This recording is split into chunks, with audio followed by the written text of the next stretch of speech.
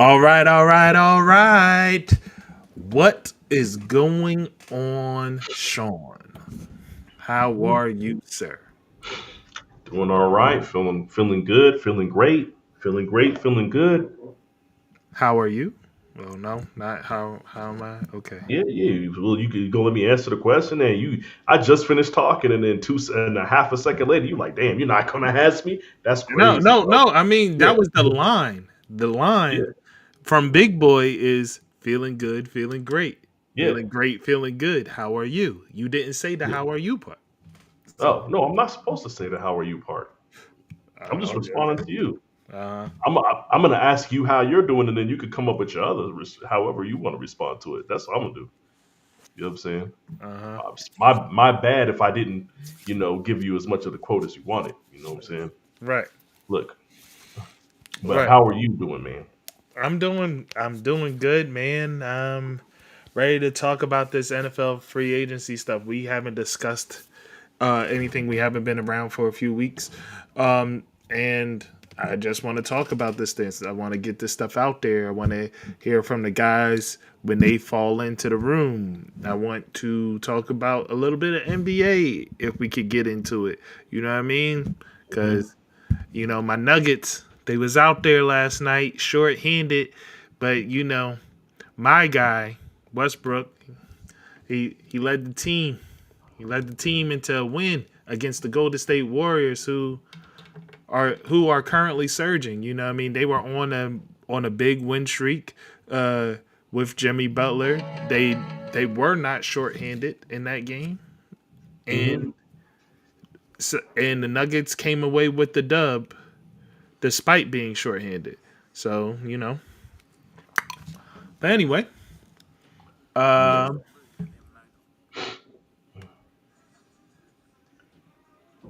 but anyway, what are you ready to talk about, sir? You ready for you, what has been on your mind in the sports world, brother?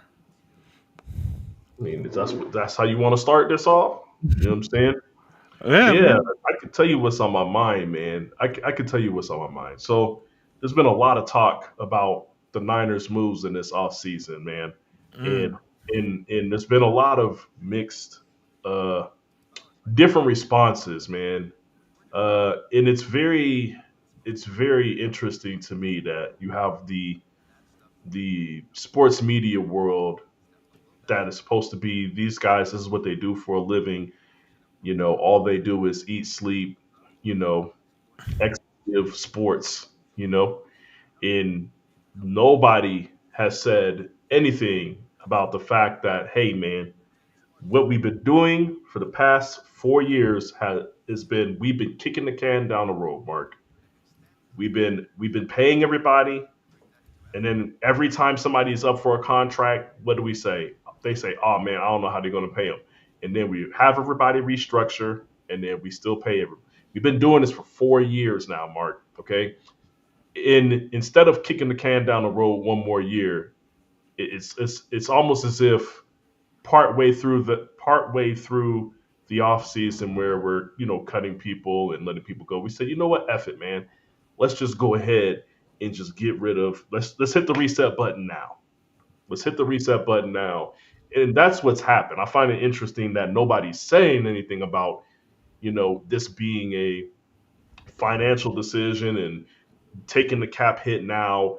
You're going to clear space right now. Even if we were to sign Brock Purdy, our projected, let's say we sign Brock Purdy for 50 mil, we would be going into next, not this season, not 2025, but we'd be going into 2026 with mm-hmm. 50 on top of us paying Brock Purdy, right? So we'll have money, afterwards. We'll have money in 2026 to give free agents, do other things, pay people if we want to pay them. Like, but we also have the draft capital. So I guess my what I really want to say, Mark, is this: relax, man, relax, man. Niners fans, chill the fuck out, chill out, man. Y'all bugging, y'all wilding. We are making the moves that are the right decision for us. Once upon a time, somebody said we paid Jimmy G too much money. I I still think we paid him too much money, but the inflation on quarterback prices is insane. Jimmy G was not getting paid a lot by the time he left our team, but the reason why is because we paid him early. Mark, you pay quarterbacks early because it's going to cost you an arm and a leg later. Yeah. Pay him early. All right. Don't be the Bengals. Don't wait for you said you're gonna make Jamar Chase the highest paid non quarterback, and then Miles Garrett gets 40 million. You know what I'm saying? You see how fast they coughed up that money? Cough that shit up real quick, Mark. There's like we can't have the price of the brick going up no more, right? So so with that said, you know, relax. We're gonna get Brock Purdy locked in. We draft well.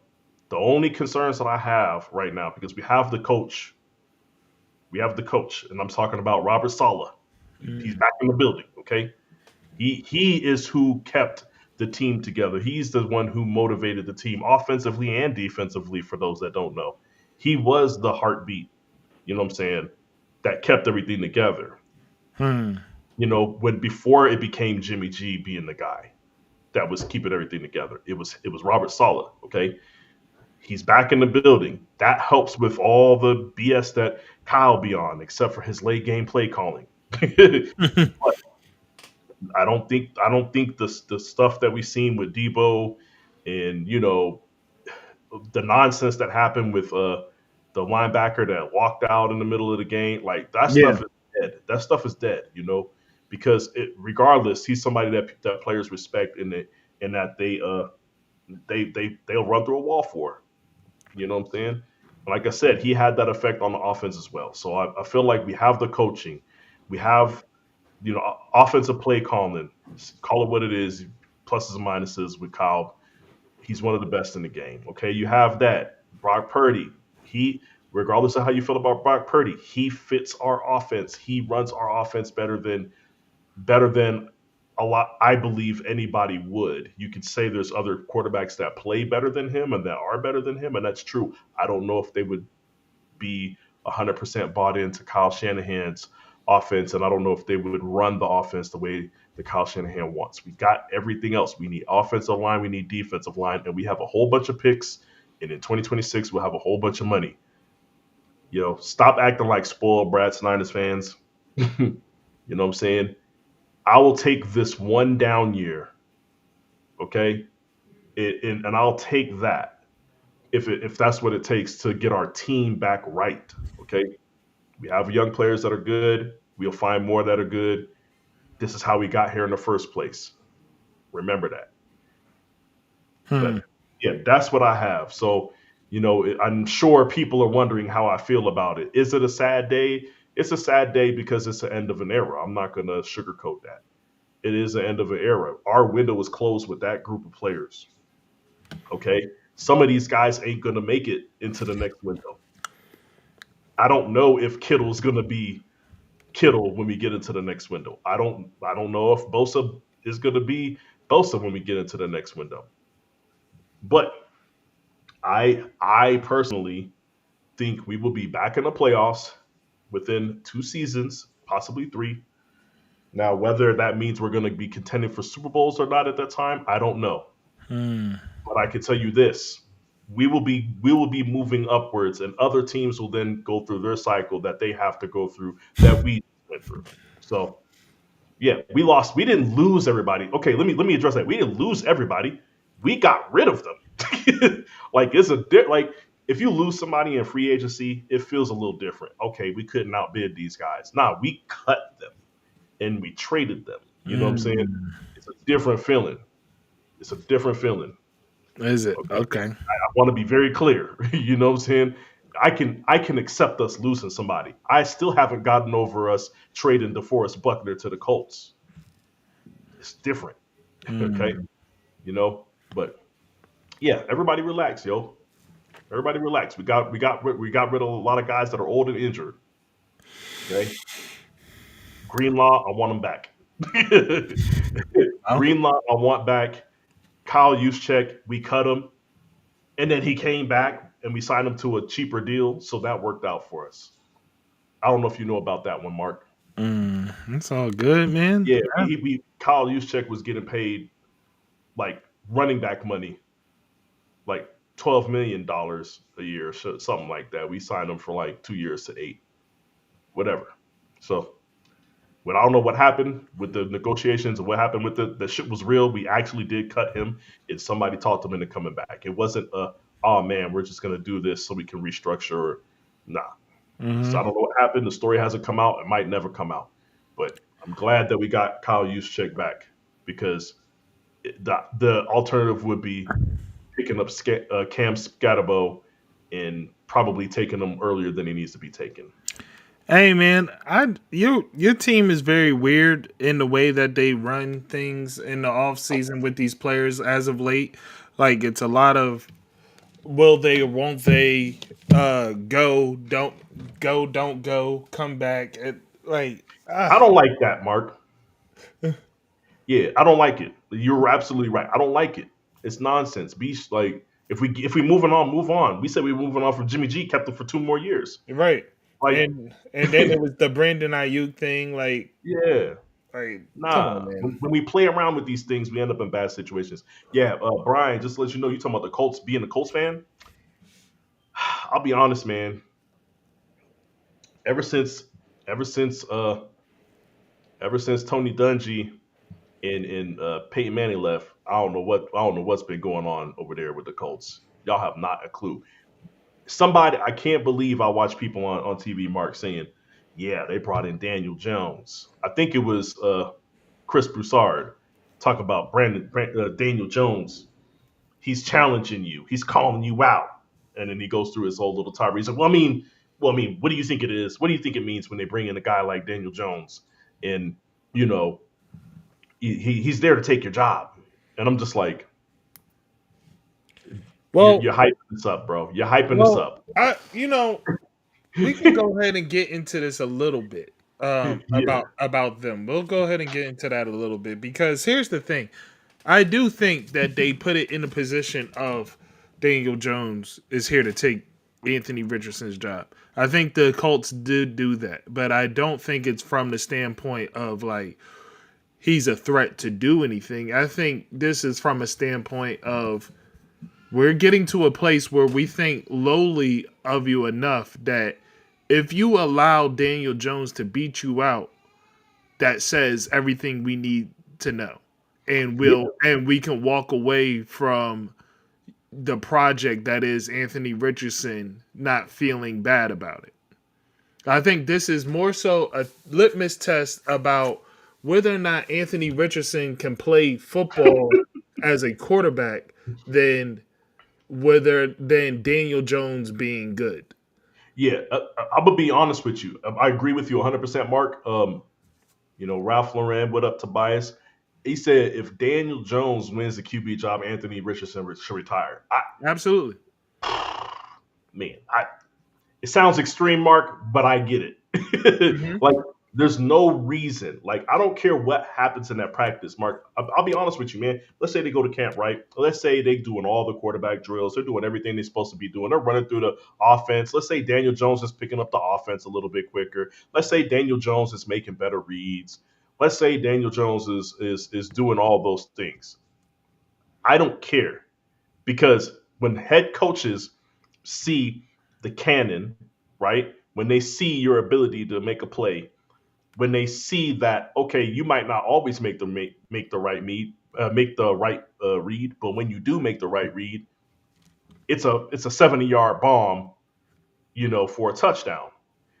The Hmm. explosiveness alone should be enough to overcome whatever QB skills that Daniel Jones has developed over the past 5 years. If he can't do enough to beat Daniel Jones out, absolutely should retire. I'm with you, bro. Like this, like, come on, bro. You're 6'5". You got the arm. You got the legs. They want you. They already overlook. They overlook the fact that you ain't play no college games. They overlook the fact that you get injured all the time. They overlook the fact that you walked off the field. They still trying to work with you, bro. Absolutely. This is one of those tests. This is a litmus test, Mark. Yeah. Bro, it's absolutely to light a fire under you. And if they don't see no fire stoking, then you got to go. Like there's nothing we can do. You know what I'm saying? You can't beat out Daniel Jones. We're done with you. And then the only thing that people are gonna remember is he did two things. He ain't beat out Daniel Jones, and he walked off the field, Mark. And with those two things, you might as well just retire on your own terms than to let the league tell you that they don't want Right. you. Yeah. But Oh no, anyway, what? man. Yeah, real quick, I want to respond to Bellows because he's a Colts fan. He said, "I understand he's been hurt, but I see no growth in his game." It's hard to see growth in somebody's game when you did like he didn't play. He didn't play a lot of college games, and when he did, I didn't see a player that was trying to grow. I saw a player that was trying to rely on the skill set that he already had. And then in the NFL, it's the same thing. He's trying to rely on a skill set that he already possesses. I do not see him on the field trying to. Oh man, it looked like he tried to work on that. Oh, it looked like he's progressing. You're right. No growth in this game. I don't think he plans on having any growth. But that also goes back to what we're talking about. Mark said he was brought in so that he can try to be they could see if this man is actually trying to do the things to develop as a quarterback. Yeah. You know what I'm saying? So All yeah, I don't see it. So her Trey Lance is available. Next topic. right. Next Next. Yeah, topic. man. So, um, so with that being said, let's go over some of the other stuff that's been going on in free agency and around the league. So with that, well, let's just start with the Cincinnati Bengals, seeing how they made the latest move out of any team. So we'll just go ahead and get into that. And I'm going to pull this up from NFL Network so you guys can also see it. That way, I'm not the only person looking at a screen. We'll all look at a screen together. How about that? All right. Hold on. Ooh, wrong thing. Wrong thing.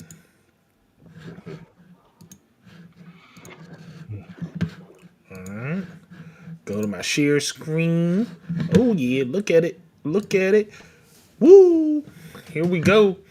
All right, man. So, real quick, here we are. NFL free agency, Cincinnati Bengals. As you can see, they brought back Sam J.P. Ryan on a 2-year deal, $3.8 million. So that's a good backup option for them. He already knows the offense. And so we already understand that. Now, but let's talk about things that I guess don't necessarily matter now. Um, so actually, I have a question for you because I'm not sure exactly how this works. So if they put the tag to T Higgins, right? But I'm Yes. guessing because he never signed it, it gives them room to try to sign him, and Yes. the tag doesn't count now for this year, or they can Yes. remove the tag for this year because he never signed it and they gave him an actual deal. Yeah, that's how it works. So the way we've seen this, people may not realize it, but we've seen this before, where guy gets tagged, guy doesn't want to sign the tag, the Hmm. guy doesn't show up to work, like Le'Veon Bell, right? Yeah. So you get tagged, you have to sign it, or your only other option is you don't show up to work, which is what Le'Veon Bell did, right? So that's Hmm. the option. Now, because like you said, because he never signed it, he can now move on and they can, get a deal done. Oh, So wow. All right. So anyway, Um, but that is the big one here. Jamar Chase signed a 4-year deal, 161 million. T. Higgins also signed a deal this year for 4 years, 115 million.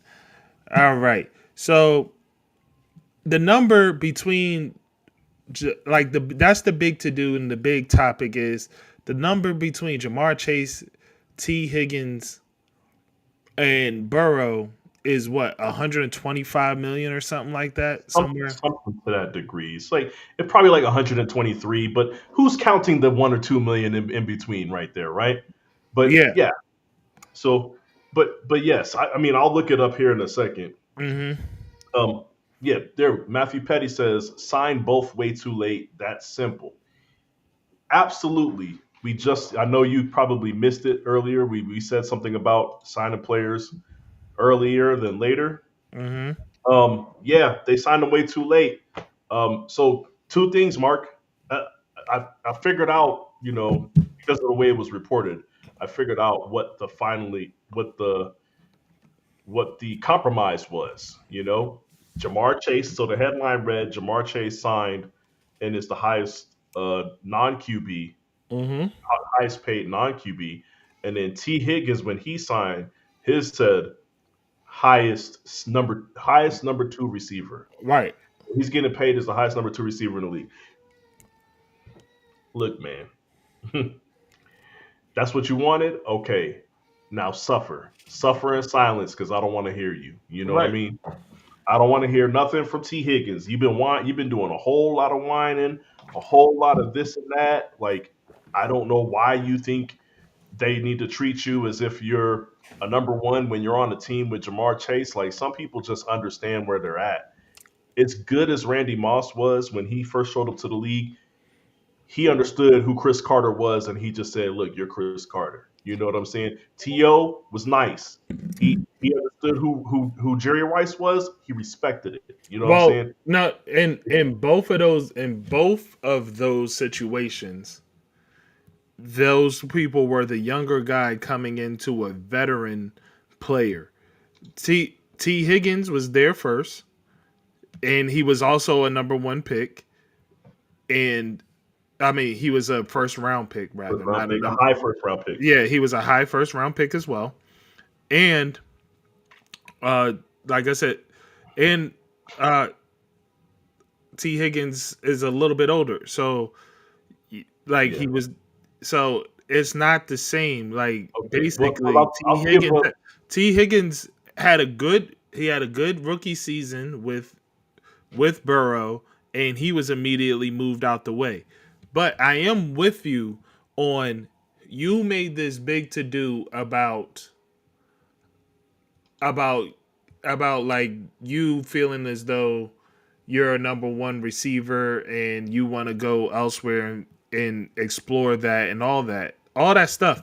But now they gave you some money, 28 million, and 28 million a year, and you essentially you acquiesced to, hey, I am a number two.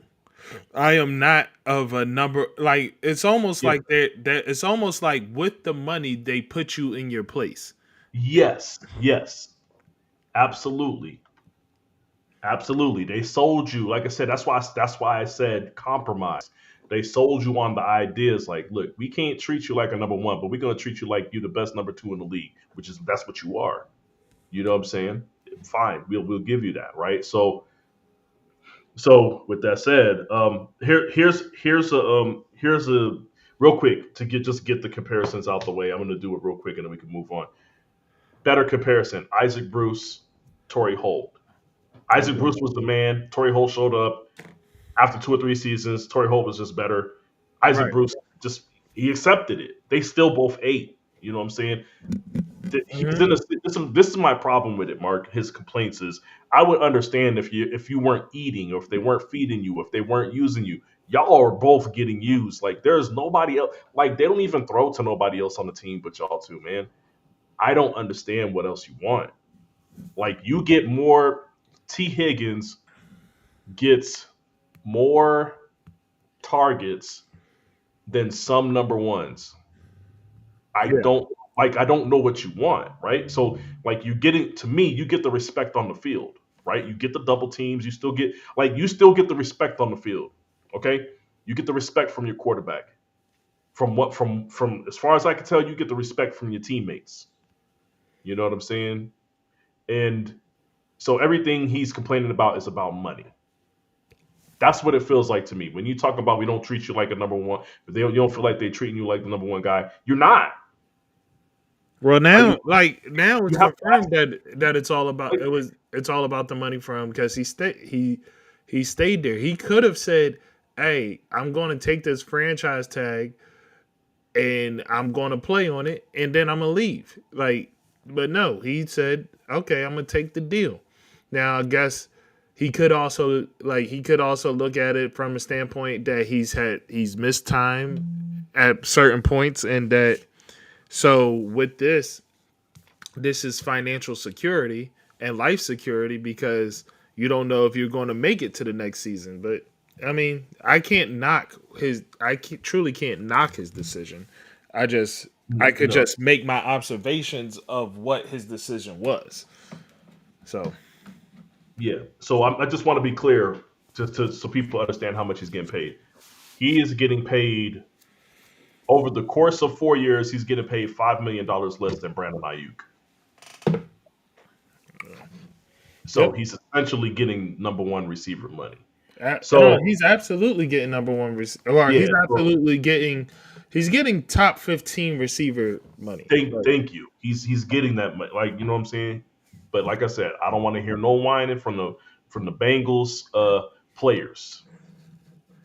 I don't want to see them in the interviews talking about y'all need help. I don't want to see nothing in the interviews talking about whining about nothing.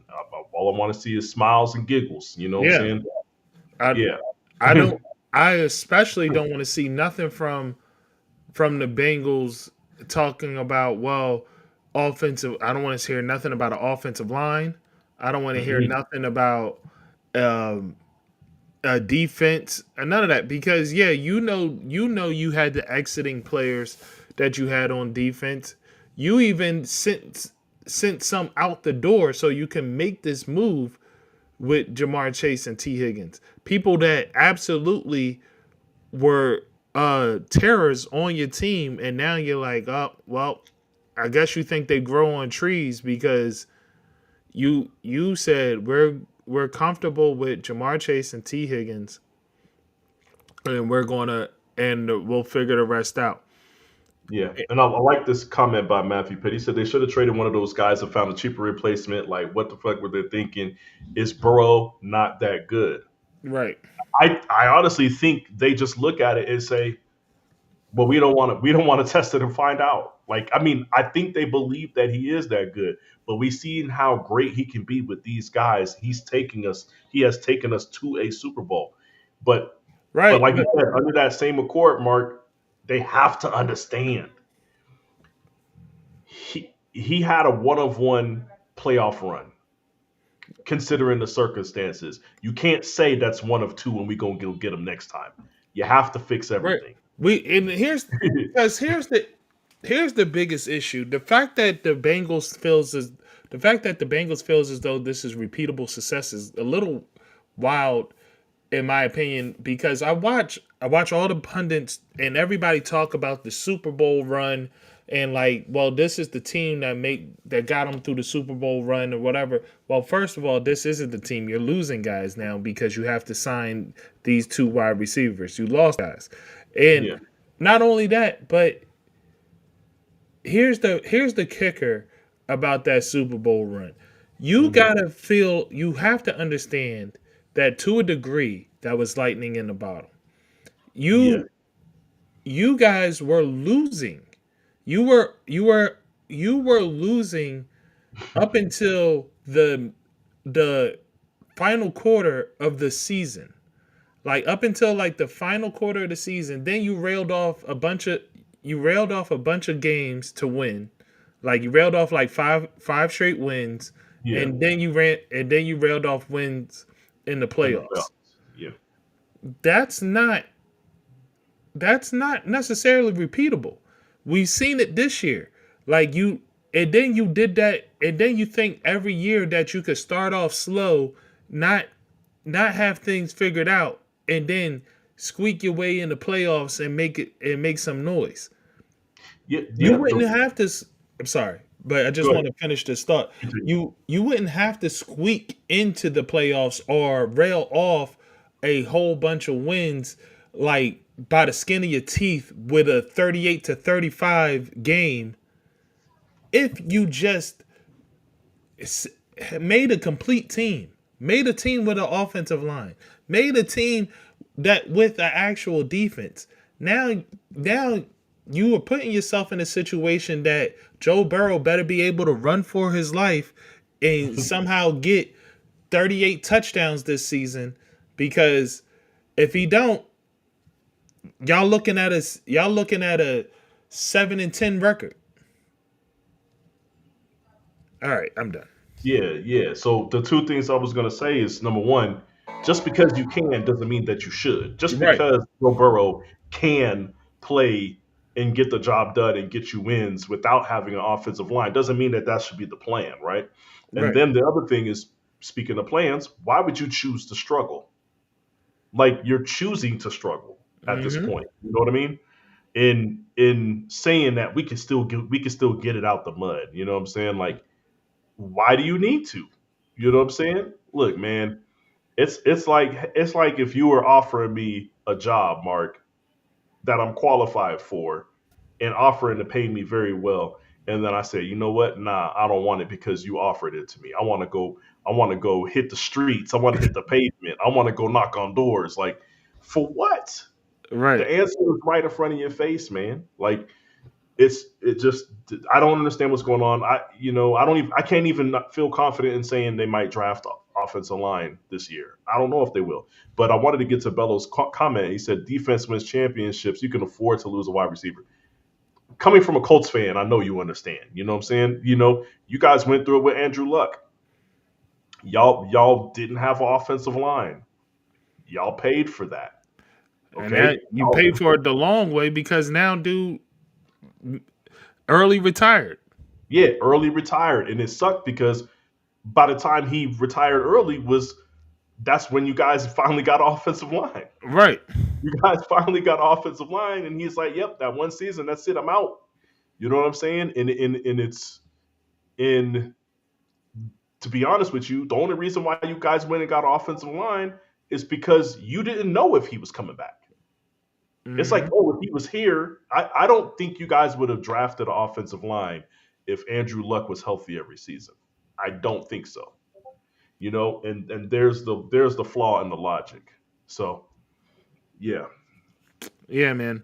But anyway, um, Bengals are in the situation that they are in, and we will see how it works out.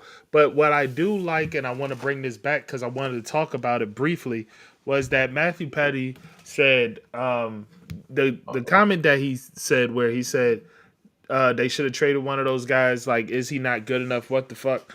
I don't have a problem with them keeping both from a standpoint. If you're able to have two great wide receivers, have two great wide receivers.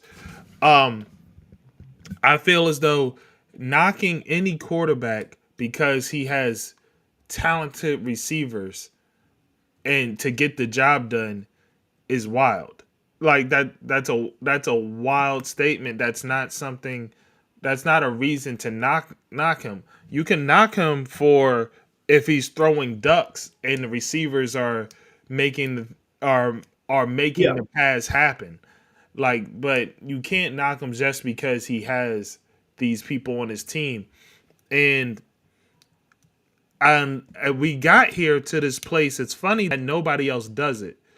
Like nobody else uh talks about these quarterbacks this way, except for the media and stuff. And they don't talk about Burrow this way. They don't talk about Josh Allen when he has great wide receivers. They don't talk about Lamar Jackson when he has great wide receivers. They don't talk about a lot of players. They pick and But choose. they pick and choose who they want to talk about when they have great wide receivers. The only person that they talk about currently is my quarterback, Jalen Hurts. Oh, he has AJ Brown and Devonta Smith, so it doesn't count. Like, what do you mean it doesn't count? Like, you guys pick every moment you can to exalt Joe Burrow, and he has the best combination, in my opinion, of like when it comes to athletic giftedness. When it comes Yeah, yeah. Just when I it don't comes think. to the athletic giftedness of the receiver position, I don't think you can get better than Jamar Chase and T. Higgins. Now, whether or not somebody is a better overall receiver, that's a different conversation. But as far as like just being athletic freaks on the field, Jamar Chase and T. Higgins has to be number one in that area. And Oh, Matthew Petty is preaching right now. He said to criticize Purdy for having so many weapons. That situation is a little bit different than Jalen Hurts because Jalen Hurts won a Super Bowl right, and he been twice. Like he's had a lot of success. Like as much success as we say Purdy has had, Jalen Hurts has had more success. So like, but then here's the point. He said the media loves first round QBs. They yeah, hate everyone else. I mean, that's facts. Jalen Hurts didn't go in the first round. You absolutely right. That's Maybe facts. that's it. I don't know. If you don't go in the first, then if you're not first, you last. Apparently, Yeah, you could be Daniel Jones in the first round. They don't care. yeah.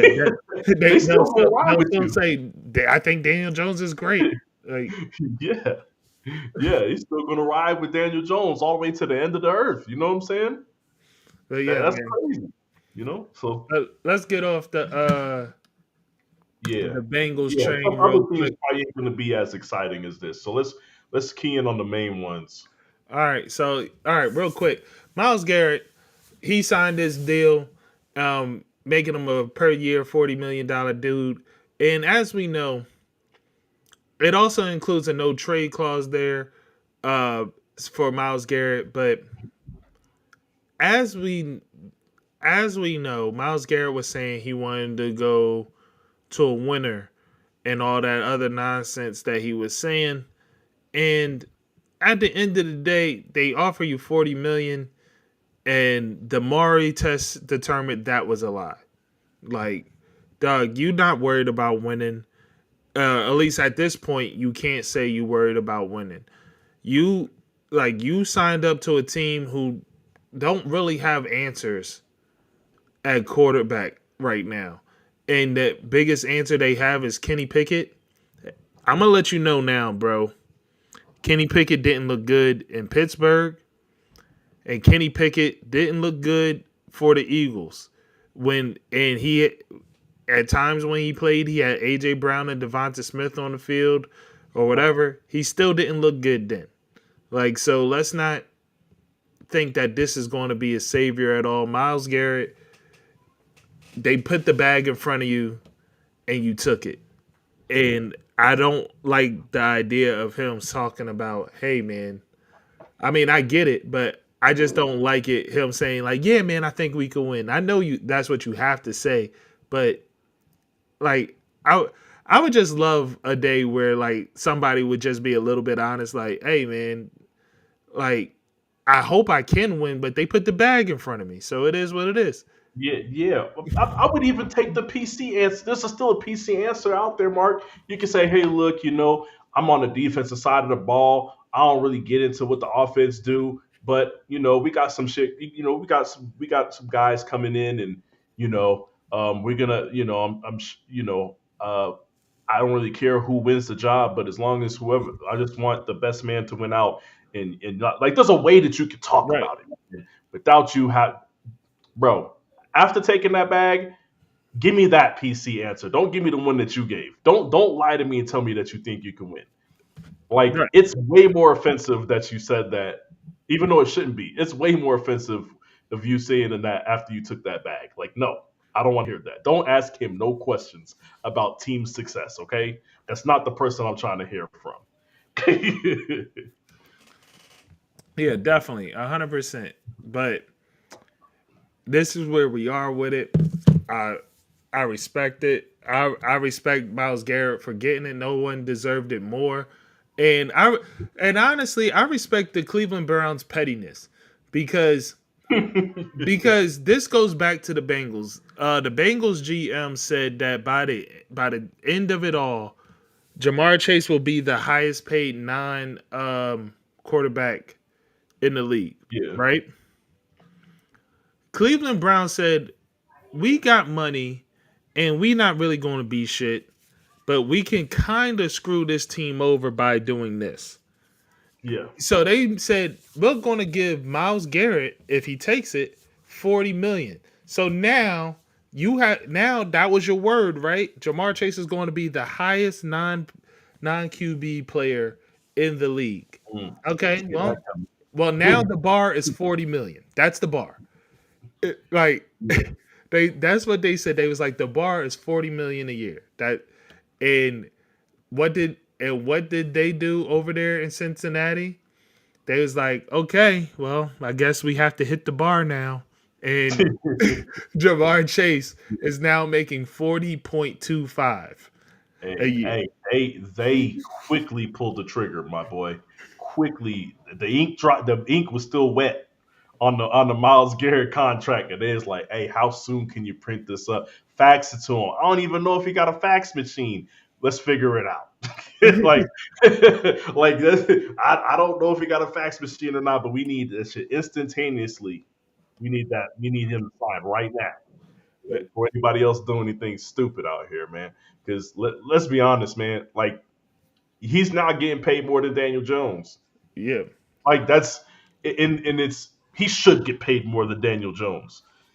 That's a whole other conversation for Daniel another Jones topic. shouldn't be getting paid, but he getting paid. Thank you, but Daniel Jones shouldn't be making 40 million. That's the problem. You are getting Jamar Chase is getting paid. I don't want to say, yeah. Well, we know what the price is. He's getting paid mid tier quarterback money, Yeah. and mid tier quarterbacks get paid way too much, and he's getting paid that money, dog. It's insane. Either way, like I said, Cleveland Cavs. Cleveland Browns. Excuse me. They didn't do nothing but trade for Kenny Pickett and re-sign Myles Garrett. I don't know what's going on there. So y'all remember when Albert Hainsworth signed a similar type contract and didn't do that? Yeah, I remember that. I remember Washington Redskins signed Albert Hainsworth. That man went ape shit in the Yeah. fucking contract year, and then went over to Washington, did nothing for the rest of his life.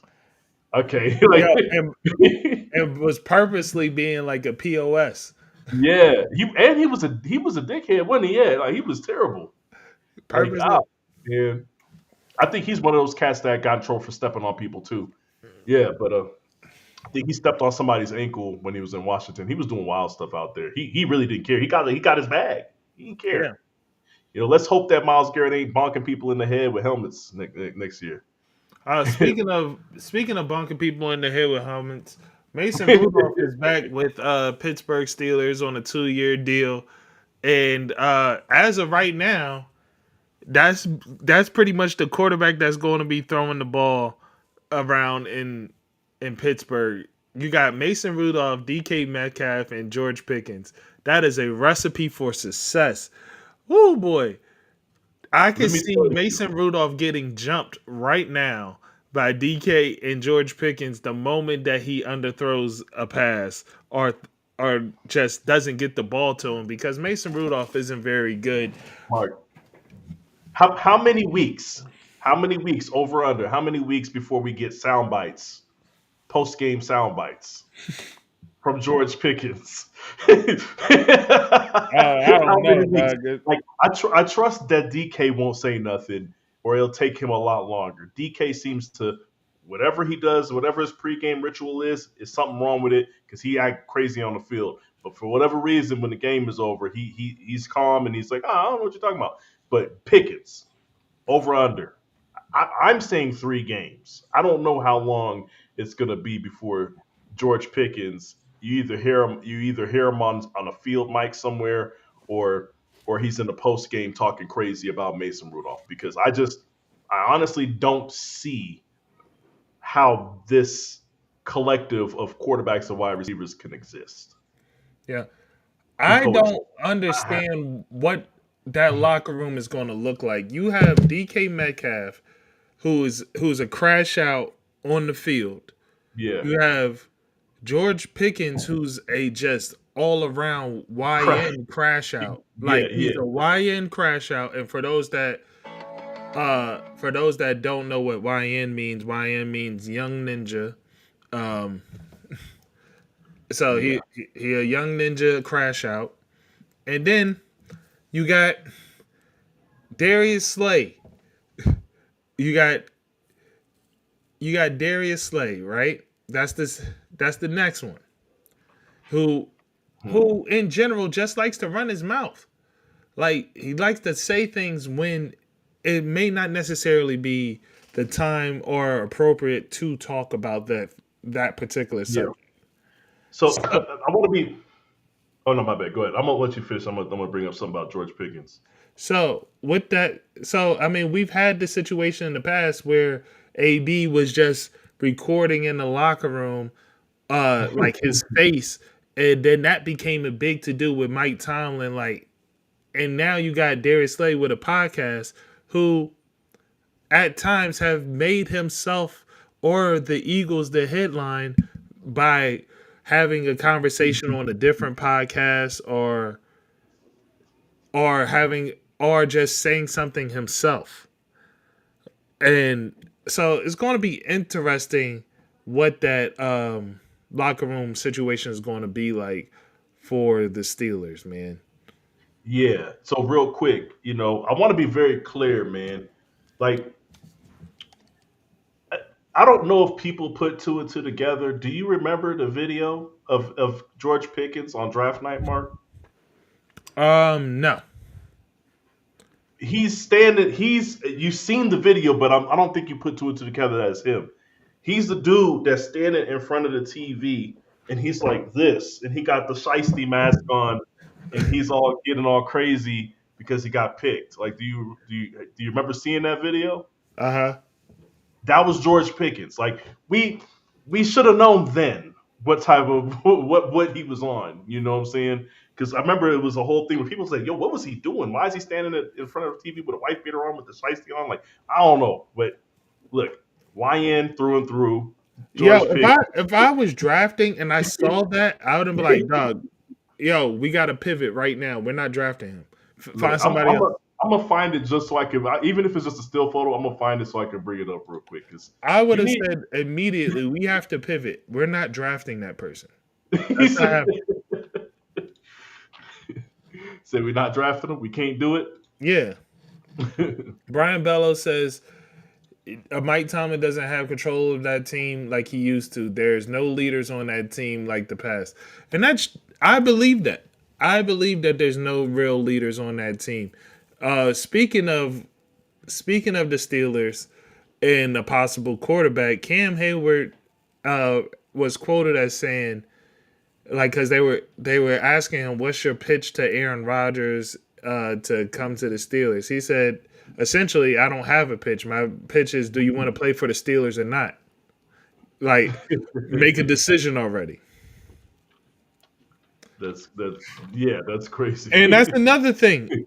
If you like, I hope and pray that Aaron Rodgers goes to the Steelers because that would be the topping on a poop cake. That would be the ultimate topping on a poop cake when for a Mhm. team locker room situation.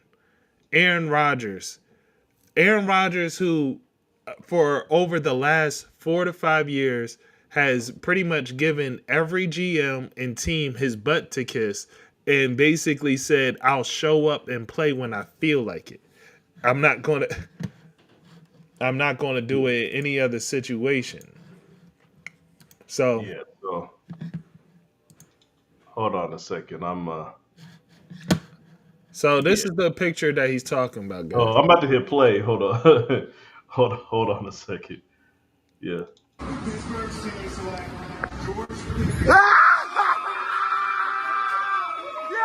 Yeah. Like why Like, why is he why standing do you like stand that? Like, he looked like a menace, Mark. I don't know what to say. Like, I don't know if that's right for me to say. I'm just saying he looked like a menace, dog. I don't know. Mm-mm. Nah, man. Yeah, but I had to bring that up. 'Cause I'm like, this is I don't know if people thought he was joking around or playing with it or that's him. That's him on the field. Yeah. That's him on the field every day. So All right. yeah, So That's it for the Pittsburgh Steelers. Um, now as far as Houston goes, man, I like the Stingley thing that they got, and as of right now, I hate to say it, but it feels like Houston absolutely fleeced the Eagles. My team, with the C.J. Gardner Johnson, Yeah, Kenyon Green thing, it feels like that the Eagles absolutely got fleeced, and yeah, we're that's crazy. Yeah, and a lot of us Eagles fans are still waiting for like some sort of understanding as to why this move was made, because you have to be like, if it's just from an arrogant standpoint of we did it before with Mekhi Becton and Cam Jurgens, we could turn anybody into a competent guard. If that's the arrogant thought process behind this, that scares me. Like, well, I was gonna say my question is, so who's replacing CJ? Like, who on your team is gonna play at that position? well, that's the Is it thing. gonna be Cooper? They can't. Excuse me.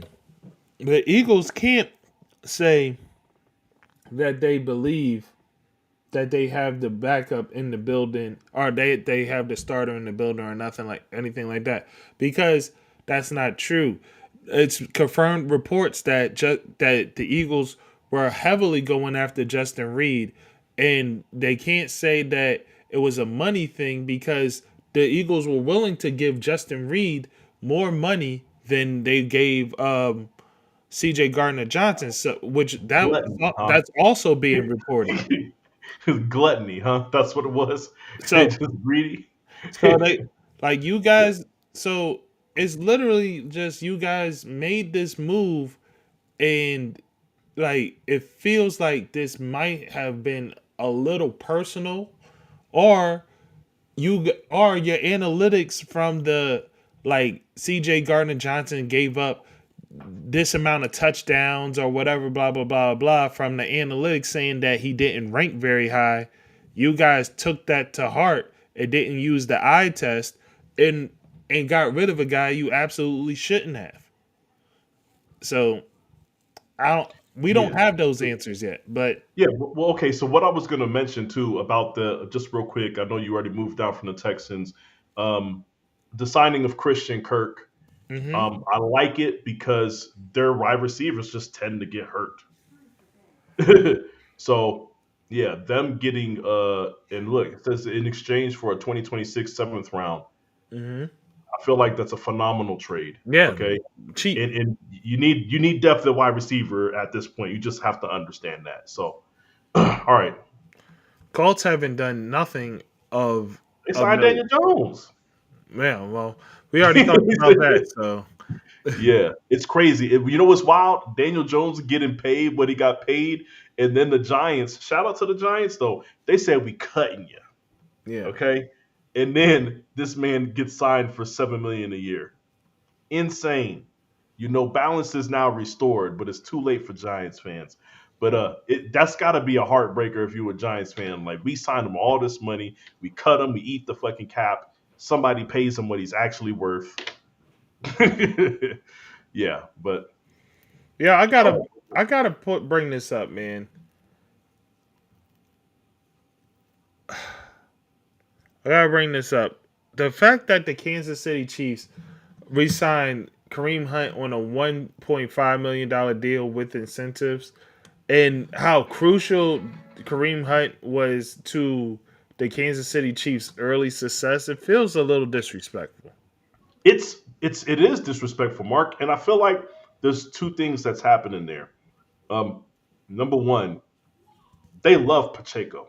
Hmm. Make no mistakes about it. And I think Pacheco was good. I honestly think, but I honestly think Kareem Hunt might be better. I think Kareem Hunt's better. And I get it. Pacheco's your guy. You drafted him. You guys, you They know, also drafted Kareem Hunt, so yeah, he not on the he. It's not the same. He left and he came back. But with that said, you know what I'm saying.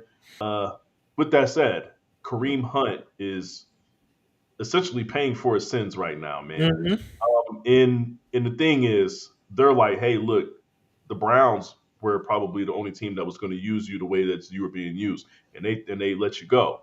So now, if you know, with your age, with your history, even though he's not old, but with your age and your history, this is it. This is the best you're going to get. You're not going to be competing for no championships anywhere else. You at least get on the field, even if Pacheco's healthy. But the slap in the face to me, Mark, is not just the $1.5 million. Is they went out and they signed Elijah Mitchell. They signed Eli Mitchell, former Niners running back, and he signed to a $2.5 million Mm. deal without incentives. So you know what that means, Mark? When he start getting closer to the incentive numbers, even if Pacheco is hurt, that means Elijah Mitchell is going to be on the field. So like I don't when I see that, it says to me that there's a 0% chance that they allow you to reach your incentives. They said even if Pacheco gets hurt, we got another guy. Like I don't like it, but I guess they're able to get away with it. Kareem Hunt is not going to. I don't think he's going to put up much of a fight. I think he understands, how running backs get treated out there in the world, and you want the Chiefs, you're going to get playing time. You take that. So Yeah. yeah, that's crazy. 1.5 mil, Mark. That's insanity. But yeah, If you're doing it from the floor, there bro. you go. Uh, you have the Raiders up there, right? Yeah. And Raiders made a lot of moves this offseason, acquiring Raheem Mostert, Geno Smith, re-signing Max Crosby, or not Damn re-signing, near but fully extending Max guaranteed. Crosby. Damn near fully guaranteed Max Crosby. Yeah. Woo. Like Jeremy Chin, they did a lot. They did a lot. But it's funny, they made a lot of moves, but does any of it feel consequential, like, to success? Absolutely not. The only thing that I know is they went and got Pete Carroll, then they went and got one of Pete Carroll's guys, Geno Smith, and then Mm-hmm. they added Raheem Mostert, which is a running back that they're probably not even going to fucking use. Right. Part of my language there. Excuse me. Mm-hmm. I don't see anything. I don't see anything here of note other than them re-signing guys that they already had on their team. So yeah, this everything that they've done so far to me is such a lateral move.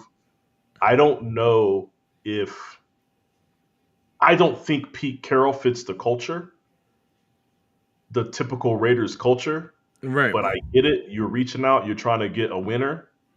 But I think Pete Carroll is also a coach that might be getting he might be past his prime as a coach. Hmm. So I don't know what that does for them. And then bringing in Geno Smith, I mean, what's the difference between that? And I think these guys are good. What's the difference between what's the real difference between Gardner Minshew and Geno Smith and all these other quarterbacks that they've had? Well, I feel like there's disrespectful to Gino to compare him No, to, no, no. I'm saying he's better than them. But what I'm saying is, does like, that make are you a you saying, playoff? like, as results wise, like Yes, ending results results wise, wise? what's going to change? Is that going to make you a playoff team? Is it? Mm, mm, no, Because not. at the very, this is what I mean by You still need things to be a playoff team. that's, If and I that's mean no disrespect, because Gino's clearly better than those guys. What I'm saying is that, like, at the very least, something should move the needle to where you go from being a 6 to 7 win team mm-hmm. to where you can now make it to 10 wins and possibly make it to the playoffs. All I'm asking is for 3 more wins. And the only reason why I'm saying this is not because of Geno Smith's skill. I'm saying I'm with you. They need so many other things. They need a lot of they have so many other things to fix. It's like you going and getting Pete Carroll and you getting Geno Smith does nothing. Right. If you had other things in place, maybe it would do something. But they're just that's. I'm not saying it's a lateral move. I'm just saying it's a move that doesn't move the needle enough. Well, one Yeah. move, one day at a time. Hey, that's crazy. They picked up Taylor Heineke.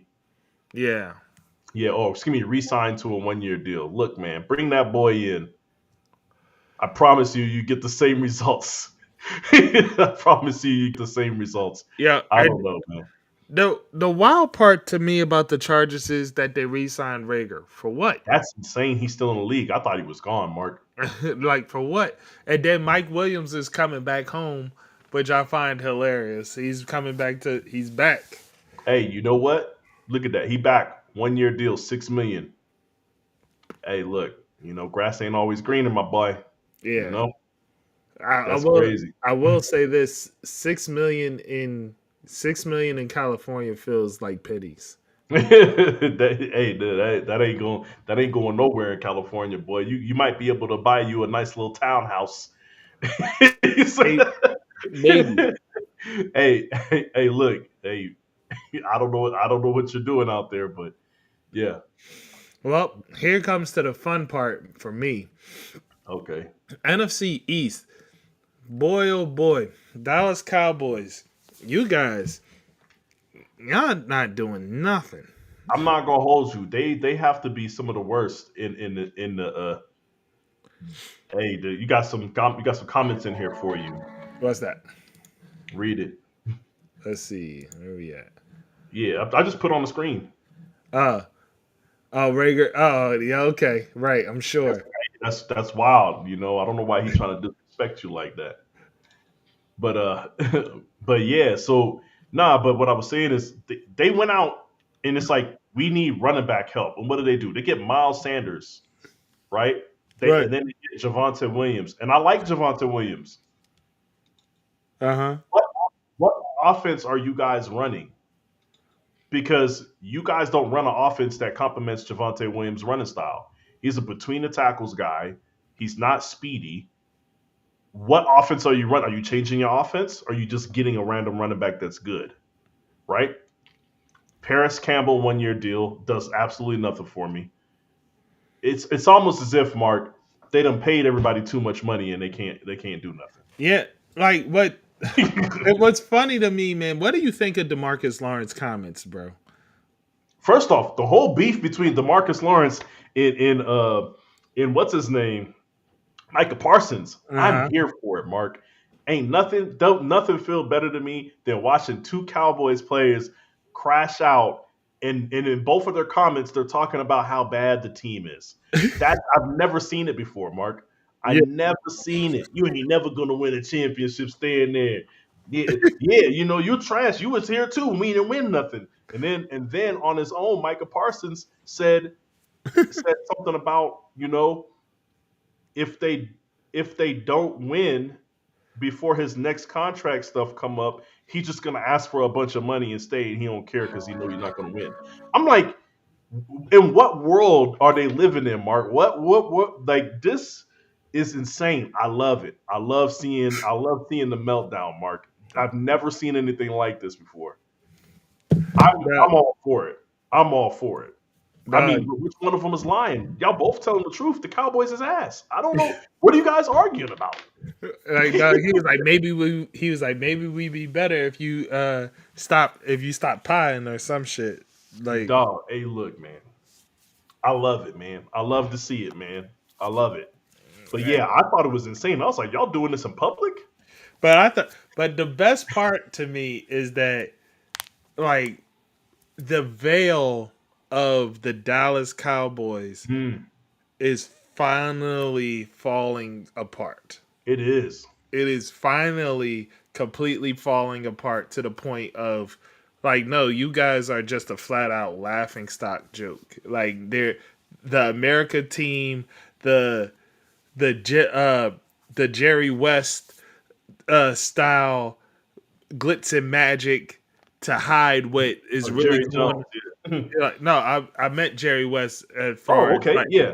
as Got you. far as like what he did with the late because I Oh, yeah. compare what he did with the Lakers Showtime. Yeah. in making in the media frenzy and the advertisement and all that stuff to make the Hmm. Lakers seem like this great team was the same playbook that Jerry Jones has been running off of for a long time. Yeah. He And has. and now that is falling apart for the Dallas Cowboys. Mark, I got an equivalent for you. You ready? Mm-hmm. I hope the Cowboys fans are ready to be New York Knicks fans. That's all I'm saying. I hope y'all ready for it, man, because that's where we at, man. Because once that veil falls, Mark, that's what you turn into. Okay, a big ass city that nobody wants to go play at. But nah, man, like yeah. So you said talking about the veil falling, right?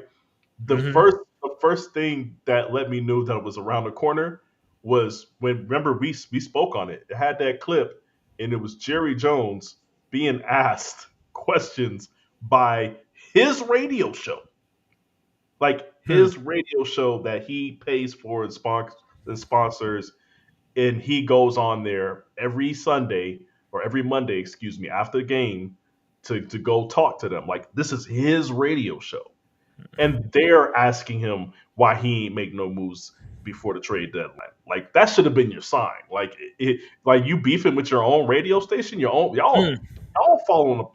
Like nobody's on the same page here. Okay, ain't nothing in house anymore at this point. Y'all got in house beef. So and everybody's beefing with everybody.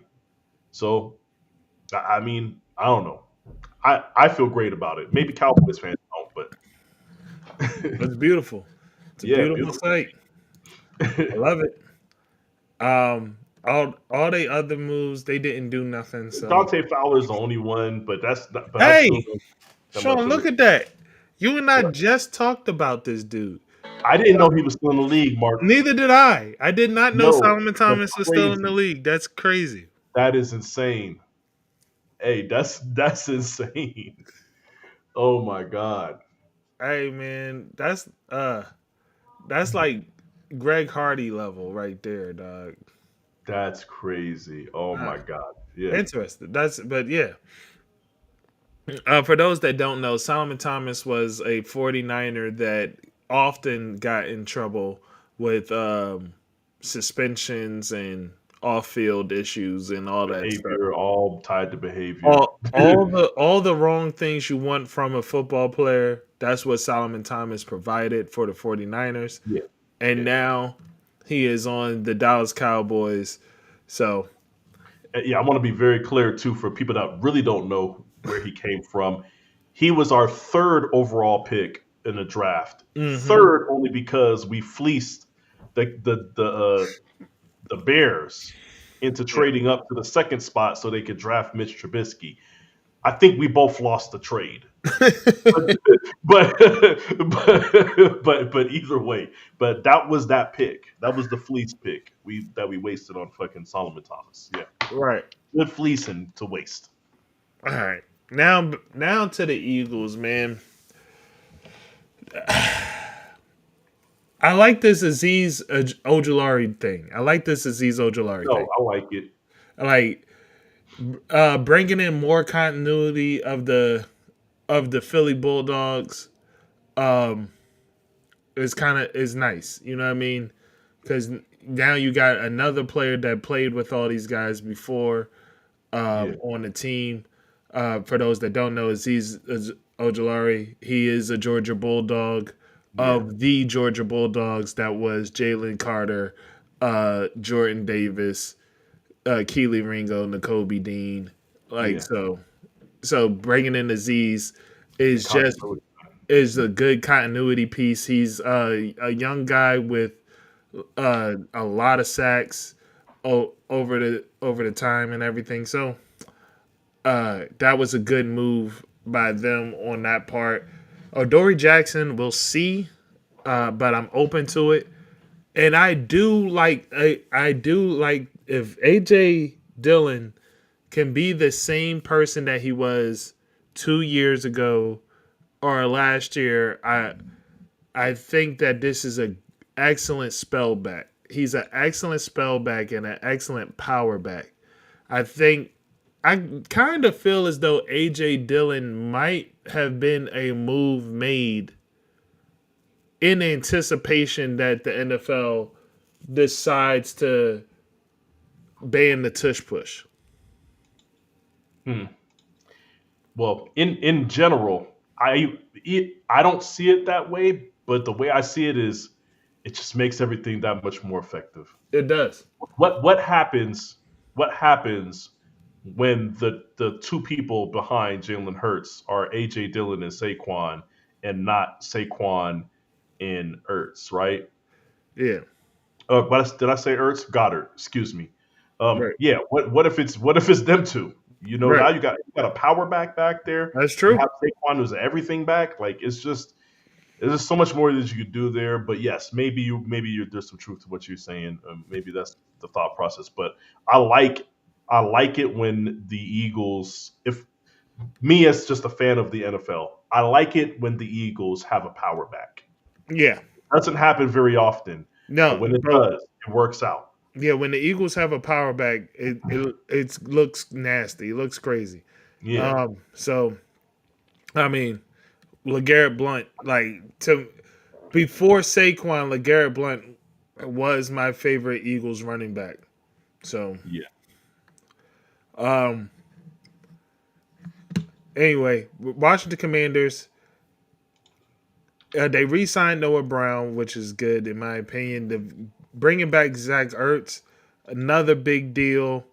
They shored up some offensive line stuff with Trent Scott and and bringing in Laramie Tunsil. Mhm. Some people say Laramie Tunsil best days is behind him. I don't know, man. No, he's Sean, still good. No, he's still good. Um, whether or not you say he's like one of the notable super top tackles in the league, I don't know about that, but I would right? still meet if from what I've seen from him, he is still great. Like he's still a guy that is very reliable. That if you have a problem on your offensive line, it's not going to be him. Like he's still very good.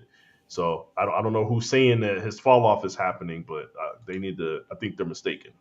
Yeah, Yeah, yeah, yeah. Well, it is what yeah, it is. Let's see. Any other really big moves that I need to talk about right now?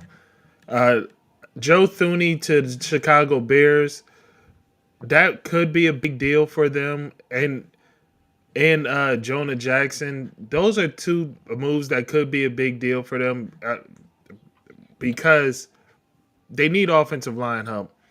I do think, but I also think that with these three, you get Jonah Jackson, Joe Thuney, Drew Dahlman.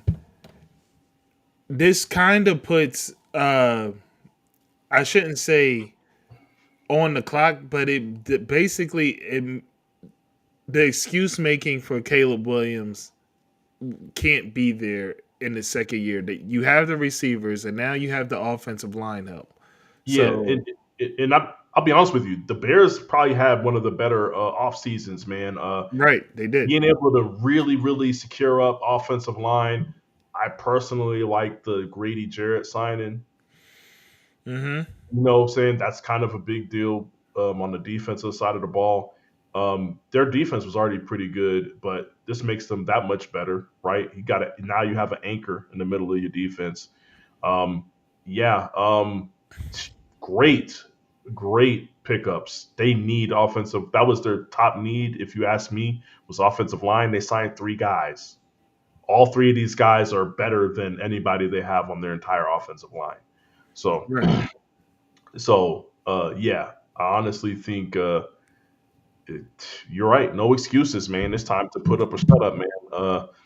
But it looks like the Bears are aggressively attacking their issues and trying to get better now and not 2 years from now, which I respect. So that's how you move if you a bad organization. You know what I'm Right. saying? That's how you move.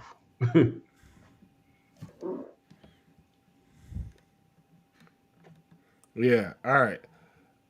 So Minnesota, not nothing really. Oh, they did get Isaiah Rogers. That Yeah, should be good for them. Jonathan Allen as well. they got They Javon Hargrave. yeah, they don't know what's happening at receiver. I mean at quarterback yet. They got JJ McCarthy, but they keep talking like as if they need somebody else to start for, or at least the way the media is talking is as if they need somebody else to start for them this upcoming season when JJ McCarthy was supposed to be their guy. I believe in JJ McCarthy. Um, he showed me something before he got hurt. Um, it wasn't a lot, right? Right. But I felt like once again we're talking about a guy that stayed in college for 4 years, an older guy. It seemed like he was on the path, right? But either way, I saw enough from him to say, "Dog, we drafted you for a reason. We're gonna run with you." I wanted to say something about the Vikings. Also, they you don't have to scroll back up. They picked up Jordan Mason from the Niners. They traded for Jordan Mason. Hmm. I thought that was a good pickup for them, just because Aaron Jones is always hurt. Aaron Jones is always hurt, and it looks like they signed Aaron Jones, they re-signed Aaron Jones, so they're clearly running with him. But they have Jordan Mason as a backup, and I think he's a phenomenal backup as to you guys saw what he Right. did. You know what I'm saying? So I think that is a smart move, because it felt like at times, anytime Aaron Jones was down or out for the game, you just didn't know what kind of production you were going to get from the running back position, and that hurt them. All right, what else? You just scrolled all the way down into my Yeah. division. Yeah, I was scrolling down just to see any other really truly notable moves before I move on. And you guys could go ahead and Hassan Reddick found a job. oh yeah, I saw that. Yeah, he's back with what's his name? Was Up, it up, up, up was it again. the gun? Oh no, yeah, he's in Tampa Bay. That should work out for him as far as getting his numbers, man. But because I like Todd Bowles, great defensive Yeah, mind. So, and as long as he allows Hassan Reddick to play a pass rushing linebacker or just put him at DE, yeah, uh, it should work out great. yeah, Hassan Reddick gets into the weeds when he's forced to play into coverage. yeah. Um, but in general, oh, I did want to ask about this before we move on. Yeah. Do you think the Devonte Adams Cooper Cup move to be lateral, or is it an upgrade at all because Devonte Adams is healthy? Like he tends to stay healthy where Cooper Cup doesn't. Um, I'll be honest.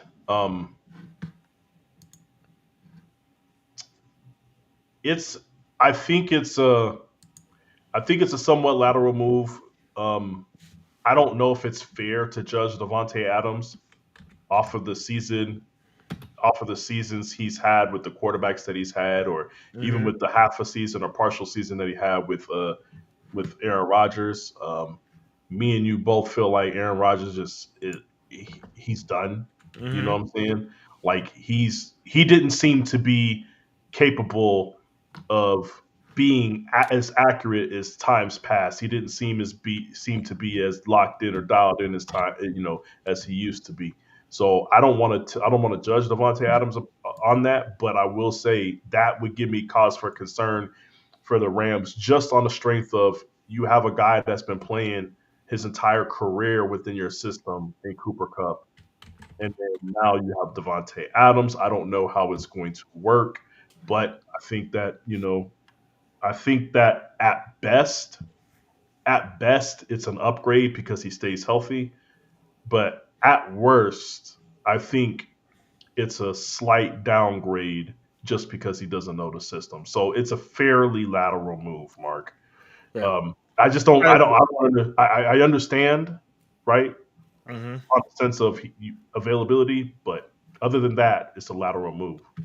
I just checked. Devonte Adams is older, um, so Yeah, he is. I know he's older. he's older by a year. So Yeah, but that's inconsequential to me.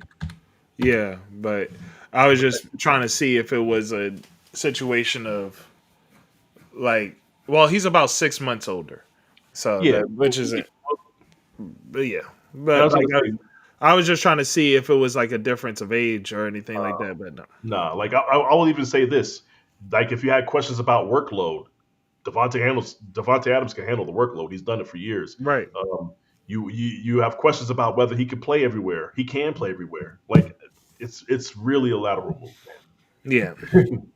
Yeah, but now like getting out of the free agency stuff a little bit, and getting into the draft, like you were saying, like, oh, like forget which player he was talking about, where you was saying like he came out of the draft older and was able to play.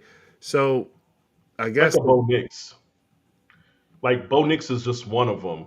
I would say just talking quarterbacks, right? You talk about Bo Nix, you talk about Brock Purdy, for lack of a better uh, example. But you talk about guys that not only are older but played for 4 years for real. People forget Joe Burrow was in college for a while too. Like these are guys that seem to be faring better. They seem to be faring better than the guys that are older. I mean, the guys that are younger, especially if the guys that are younger didn't play full careers. You got guys like Anthony Richardson who came out after his junior year, but only played one full season in college. You know what I right. mean? Hmm.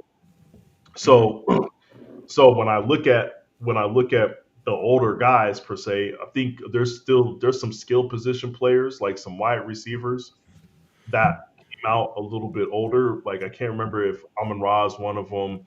Um, Cooper Cup, we were talking about Cooper Cup. He's one of them. Uh, but yeah, there's guys that spent a little bit more time in college because they had to. Devonta Smith, right? There's guys that stayed a while, and those guys seem to have a better immediate transition into being an NFL starter than other guys. You don't see them struggle like the other guys do, or Hmm.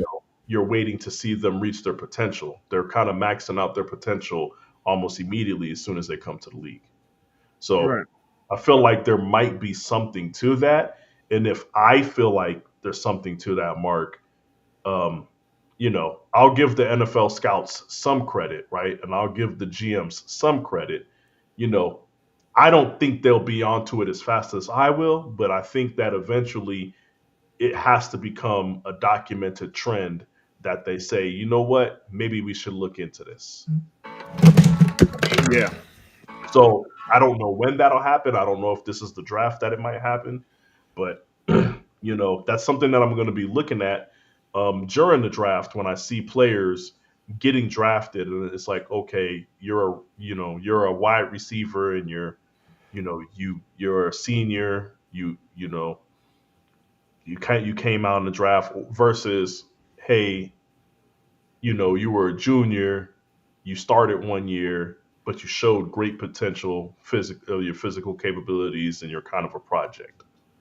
Like I want to see, I'm going to be paying attention to the success of the guys that are the older, polished guys versus the, you know, the younger, athletically gifted guys that people are willing to take a chance on. Because, I think it's very clear at the quarterback position at this point, but I feel like there's more to it than just a quarterback position. Like we talked about Anthony Richardson already, Right.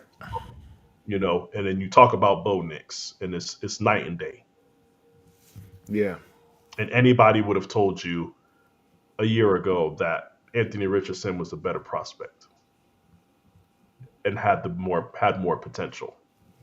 Well, that he was the best. But that's the thing. They say that, but you didn't have like you didn't have as much tape or film, and Anthony Richardson had all the physical things. And if Anthony Richardson stayed in college, maybe he would have improved, or maybe we would have seen like Flaws. more, seen the flaws more, and been able to say, well, he's physically gifted, but he's not ready to play at a higher level than this. But Yeah, as he's it not is, processing the game. He's not processing the game, right? right? And and I feel like some people excuse that. Look, if I'm not mistaken, he played well as a starter. He played like 9 games. He played in like 17. There's games where quarterback got hurt. They put him in. They used him for a drive or two. Like I watched the game. I don't care what tape they looked at. Every tape that I looked at, Mark, showed me that this man did not process well at all. Right. You know what I'm saying? Everything showed me that he couldn't make intermediate passes. Like that's my issue with the Anthony Richardson thing. Is like you saw the film, it's limited film, but in every single game that you watched, he had the same exact problems. And you either commit to trying to help him with that, or you don't. But the point is, I don't know how they can look at that and say, okay, this is the guy. We're going to take him high. You know what I mean? Don't know. So, yeah, it is what it is. But yes, I'm definitely looking to see if there's anything going on with the age of the guys there. Um, question, since we're talking about the draft, Hmm. um, and I don't want to keep on this one particularly long. I don't think I've ever asked you or we have asked each other. When it comes to Travis Hunter, um, do you have a preference of or where you think teams should play him, cornerback or wide receiver, or are you one of the people that think they should just allow him to play as much as he's earned on both sides of the ball? I think you should. I think you should just let him play. Is whatever. If he is able to play both, let him play both. Like don't get into the trap of, well, no, you have to pick a side. You have to do this. Blah blah blah blah. Greatness is found. Greatness is made by trying the unknown. Like just because we haven't seen it before, doesn't mean you can't see it today. Like Yeah, so, if if he's capable, and if he does it at a high NFL level, allow it. And yeah, if he does, and if it doesn't work out, then you have the conversation of making him pick one. But at least when you're making him pick one, you're making him pick one off of results. Like, look, this is the results of doing it this way. It's not working. Let's try something else instead of shutting him down out the gate. yeah. Because I feel like the biggest hurdles, right, if he were to do both sides, is just preparation, right? First Well, team. preparation. Well, biggest hurdles: preparation, fatigue, and durability. Well, let me be clear. I'm saying preparation because it's like, okay, well, first team offense is practicing over here. First team defense, you can't be at two places at once. You can't be in the Uh, cornerback room True. and be in the wide receiver room at the same time, right? I don't know how they work that out for him in college and high school and all that stuff, but at an NFL level, I feel like those moments are more important, right? So you can't be in both places at once, right? But when you talk about endurance, I'm glad that you brought that up. I don't think that's an issue if he's able to play the fast-paced college game that exists right now, and he's Hmm. able to run up and down the field with guys trying to throw bombs all the time, it's a high-flying offensive game in college. It's a back and forth. We putting up 40. I watched him survive that, and he in time and time again, I watched him make plays at the end of games, which let me know that he had the endurance.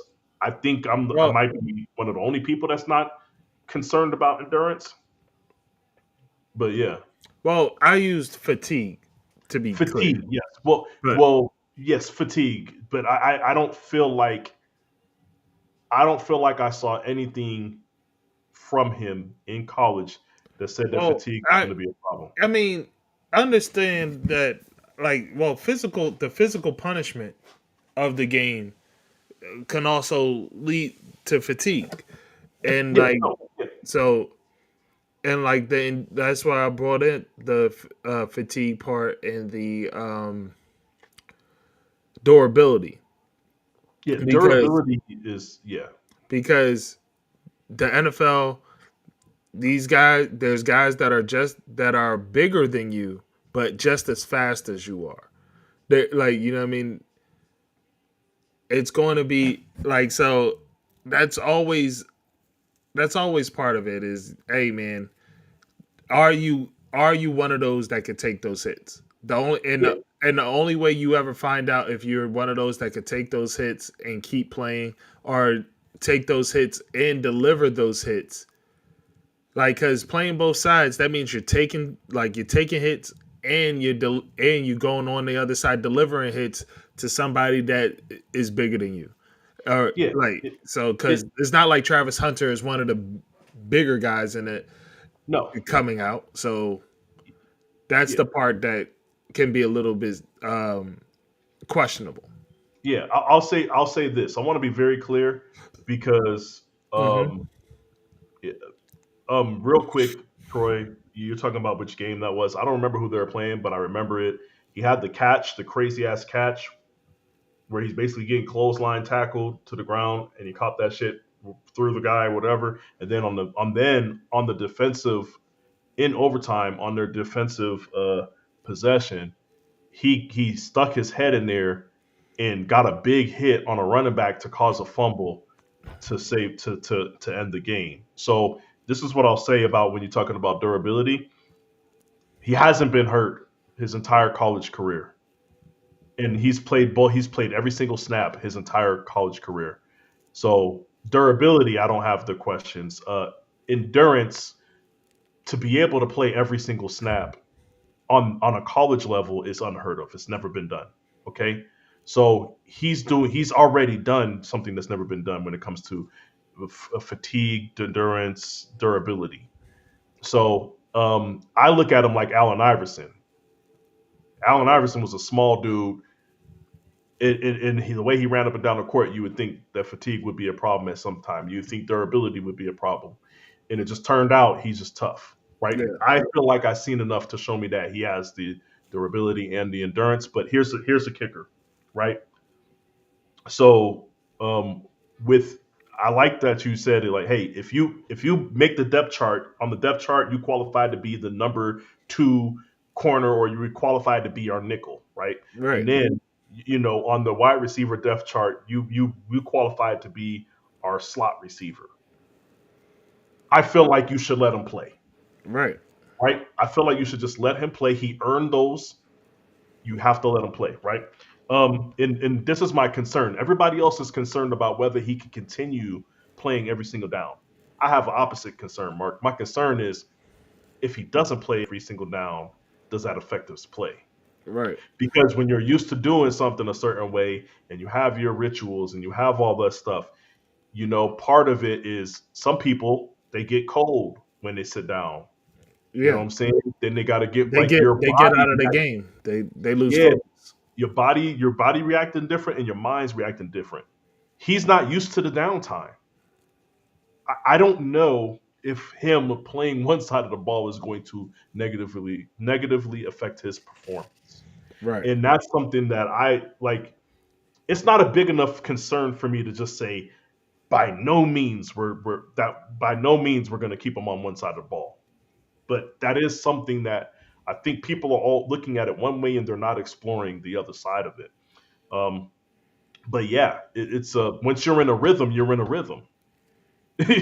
And to me, the games where I watched him play great offensively, I felt like he played great defensively, and then I felt like he was feeding off of the energy on both sides of the ball. Like, you know what I mean? Hmm. That matters. But Yeah. yeah, it is. We'll see what it turns out to be.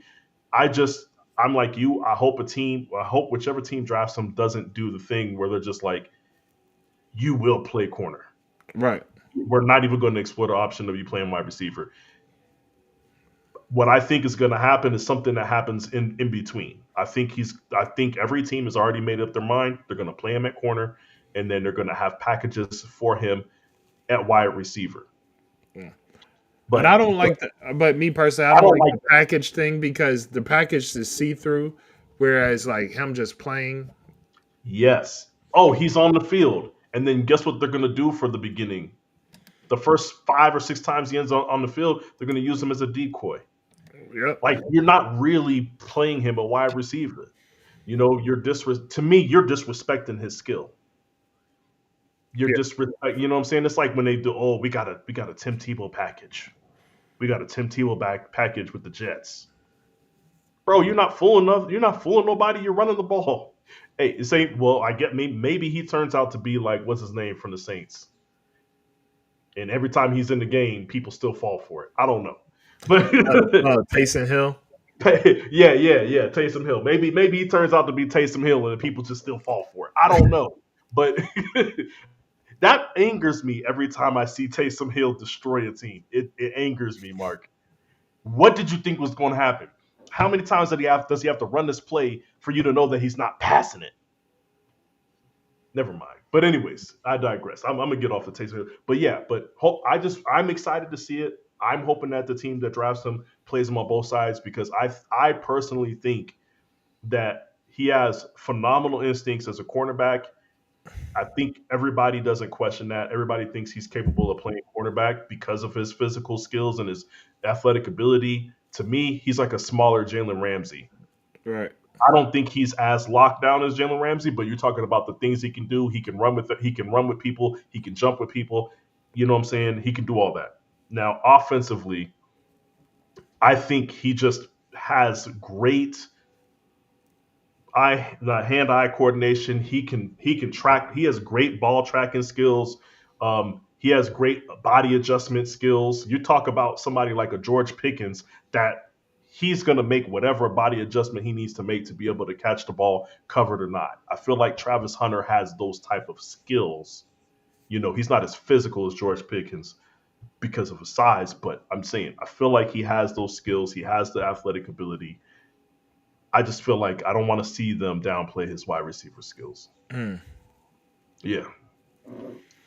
Um, Understood. anything, anybody in the draft, any people in the draft specifically that you're looking to see where they end up, Mark? Um. Hmm.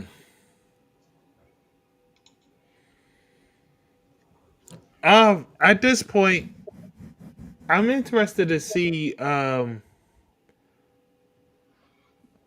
where I'm interested to see where the third quarterback ends up. I can't think of his name right now for some reason. Um, I'll look it up because I know who you're talking about. I don't remember his name either. But uh I'm also interested in where Carter ends up because it was like a lock that he was going to the Titans. Now it doesn't seem like it's as much of a lock at this point. So every Oh, Jackson Dart yeah, Dart. I and then Jalen Milrow. Those are the two, yeah. right? Jackson Dart, Jalen Milrow. I'm mostly, but yeah, Yeah, mostly Jackson Dart. I'm interested to see where yeah. Jackson Dart ends up because he's shooting up the boards, and I like Jackson Dart. I like him too. I like him as well, and I wonder if teams will kind of overthink themselves and let Jackson Dart get ahead of Shador. So Well, here's something I wanted to bring up, Mark. Everybody, I'm looking at a list of the top five quarterbacks because Kyle McCord at Syracuse is the number fifth. He's number five ranked out mhm. of this draft class, and every single quarterback in that top five is a senior except for Jalen Milrow, but he did redshirt a year. Mm. So we're talking about guys that like Shador played all 5 years or all 4 years. He started his whole time. Milrow has been playing for a couple of years now. Um, these guys are seasoned. Jackson Dart been starting since he been there. Um, yeah, you're talking about seasoned guys. So I like it. Um, I do want to see where Jackson Dart goes. He is shooting up the charts. He's People are starting to talk about him a lot. Um,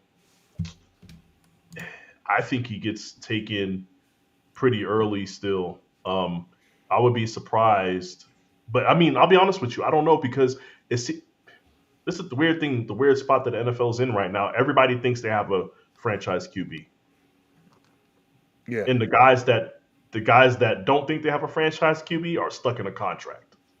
yeah, Like the that's true. Browns, they stuck in a contract. Like they, Like it's weird because Jags, man, you paid this dude, but you don't have a franchise QB.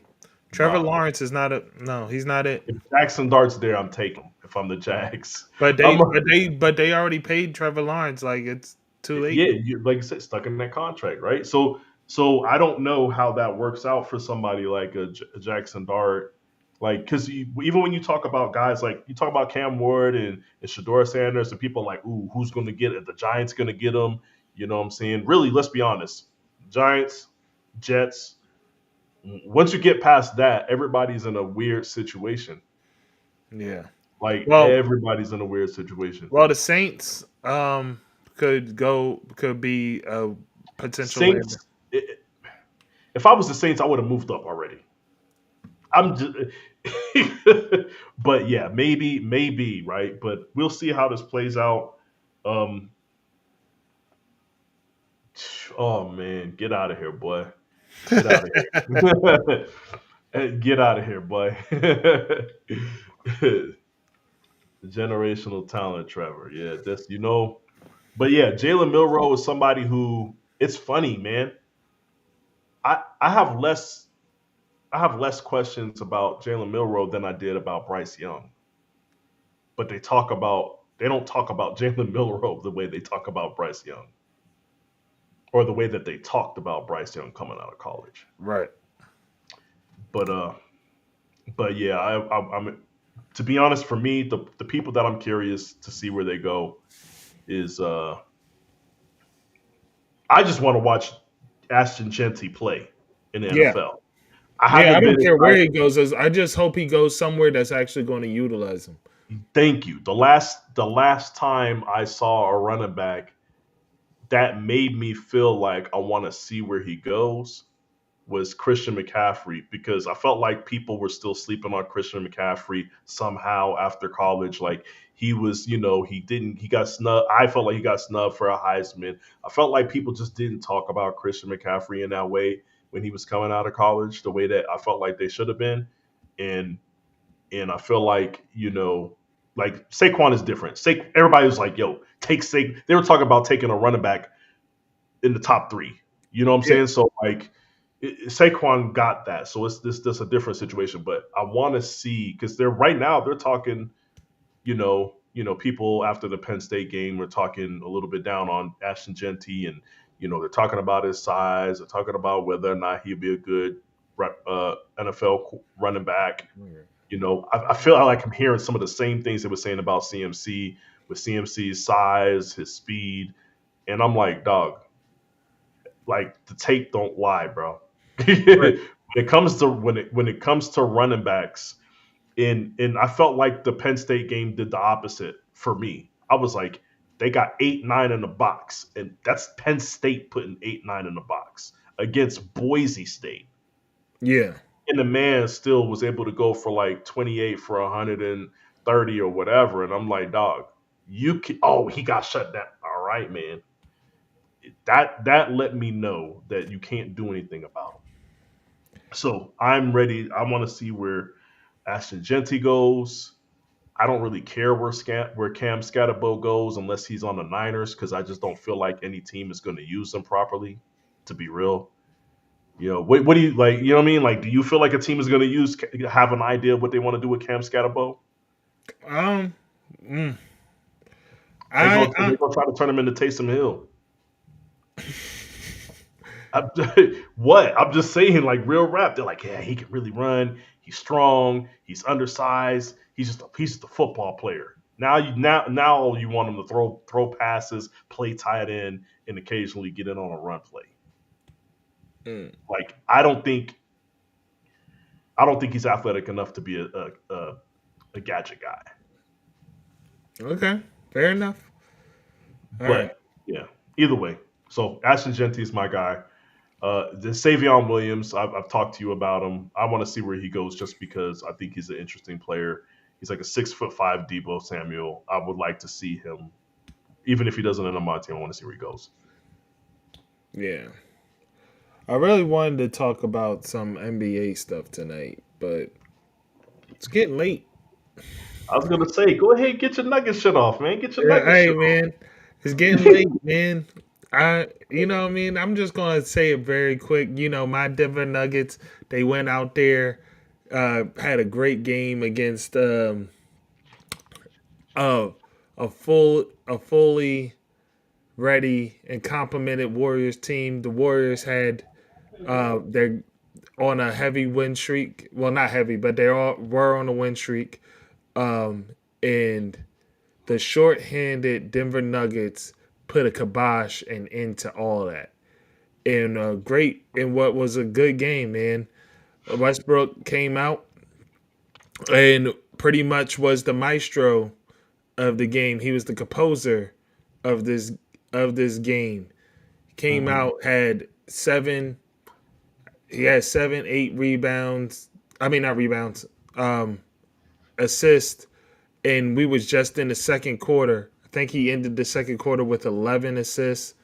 Um, and then in the game, in the second half, he contributed in other ways, providing steals, providing blocks, getting more rebounds, and I keep saying rebounds, assists, Yeah.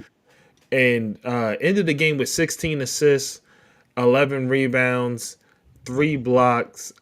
3 steals, 2 blocks. The boy Yeah. was playing. The boy was playing, and the team respects and loves Russ, man. Um, and he this is another feather in the cap of one of the greatest point guards to ever touch the court. This was triple double number 203 for Russell Westbrook, bro. Mm, that's a Like, lot. right. That sounds ridiculous, Mark. That sounds ridiculous. Go ahead. Yeah, but that exactly. This was career number triple double 203. This and in this game, no one dare say bunch of empty stats. This was all muscle out of the mud. And shout out to Aaron Gordon with 38, bro. Like when like Aaron Gordon, that 38, like he was hitting everything, bro. You get him the ball, he's making sure it goes in the basket. The putbacks, everything was working out from the Aaron Gordon side of things. But one thing that I did see from the Denver Nuggets side is that without Murray and without Jokic, it like which seems to be obvious, but like the lineup that you got after that is like, I don't know what the deal with these guys are, you know? Wow. Heartbreaker, Mark. Sorry to Now I interrupt. saw it. I saw it. That's that's foul how it stopped right in bounds, Now dog. I saw it. Oh, I saw it. But yeah. yeah, man. But yeah, man. Yeah, but that's another thing. His threes has been cash. Oh, and this is what I wanted to say to you earlier, Sean. Yeah. I don't think when they talk about Russell Westbrook's inconsistency at shooting, I don't think, and it came to me as a realization just last night. I don't think enough people are put into stock just how much he's going. Like as far as like he's at 100% uh, all the time, running up and down the court, playing like he's giving everything he has on defense, giving everything he has on offense. Hmm. Someone that's not reserving anything in the tank the whole game, Yeah. getting those shots up, those shots are going to start going short. Yeah. Like they, and that's what, and I had that realization last night. Last night, I'm watching, and I'm watching a few shots go like he throw them up, they go short, and they just miss the rim or don't hit the rim or whatever, Mhm. and I'm like, I'm like, he's been playing. Like, I'm like, why did it take me all these years to realize, like, he just don't have the tank to get the shot, like to adjust his range on the fly, because earlier in the game is flowing. Later in the game, you got to push a little bit harder to get that ball. Yeah, You got to there's not a shooter that exerts more energy right, than Russell Westbrook. The way that I see it is also like, my question is, why are you asking him to do that? right, You know what I'm saying? Anybody else that's running up and down the court, facilitating, playing defense, running the fast breaks, pushing the fast breaks when they're not even there.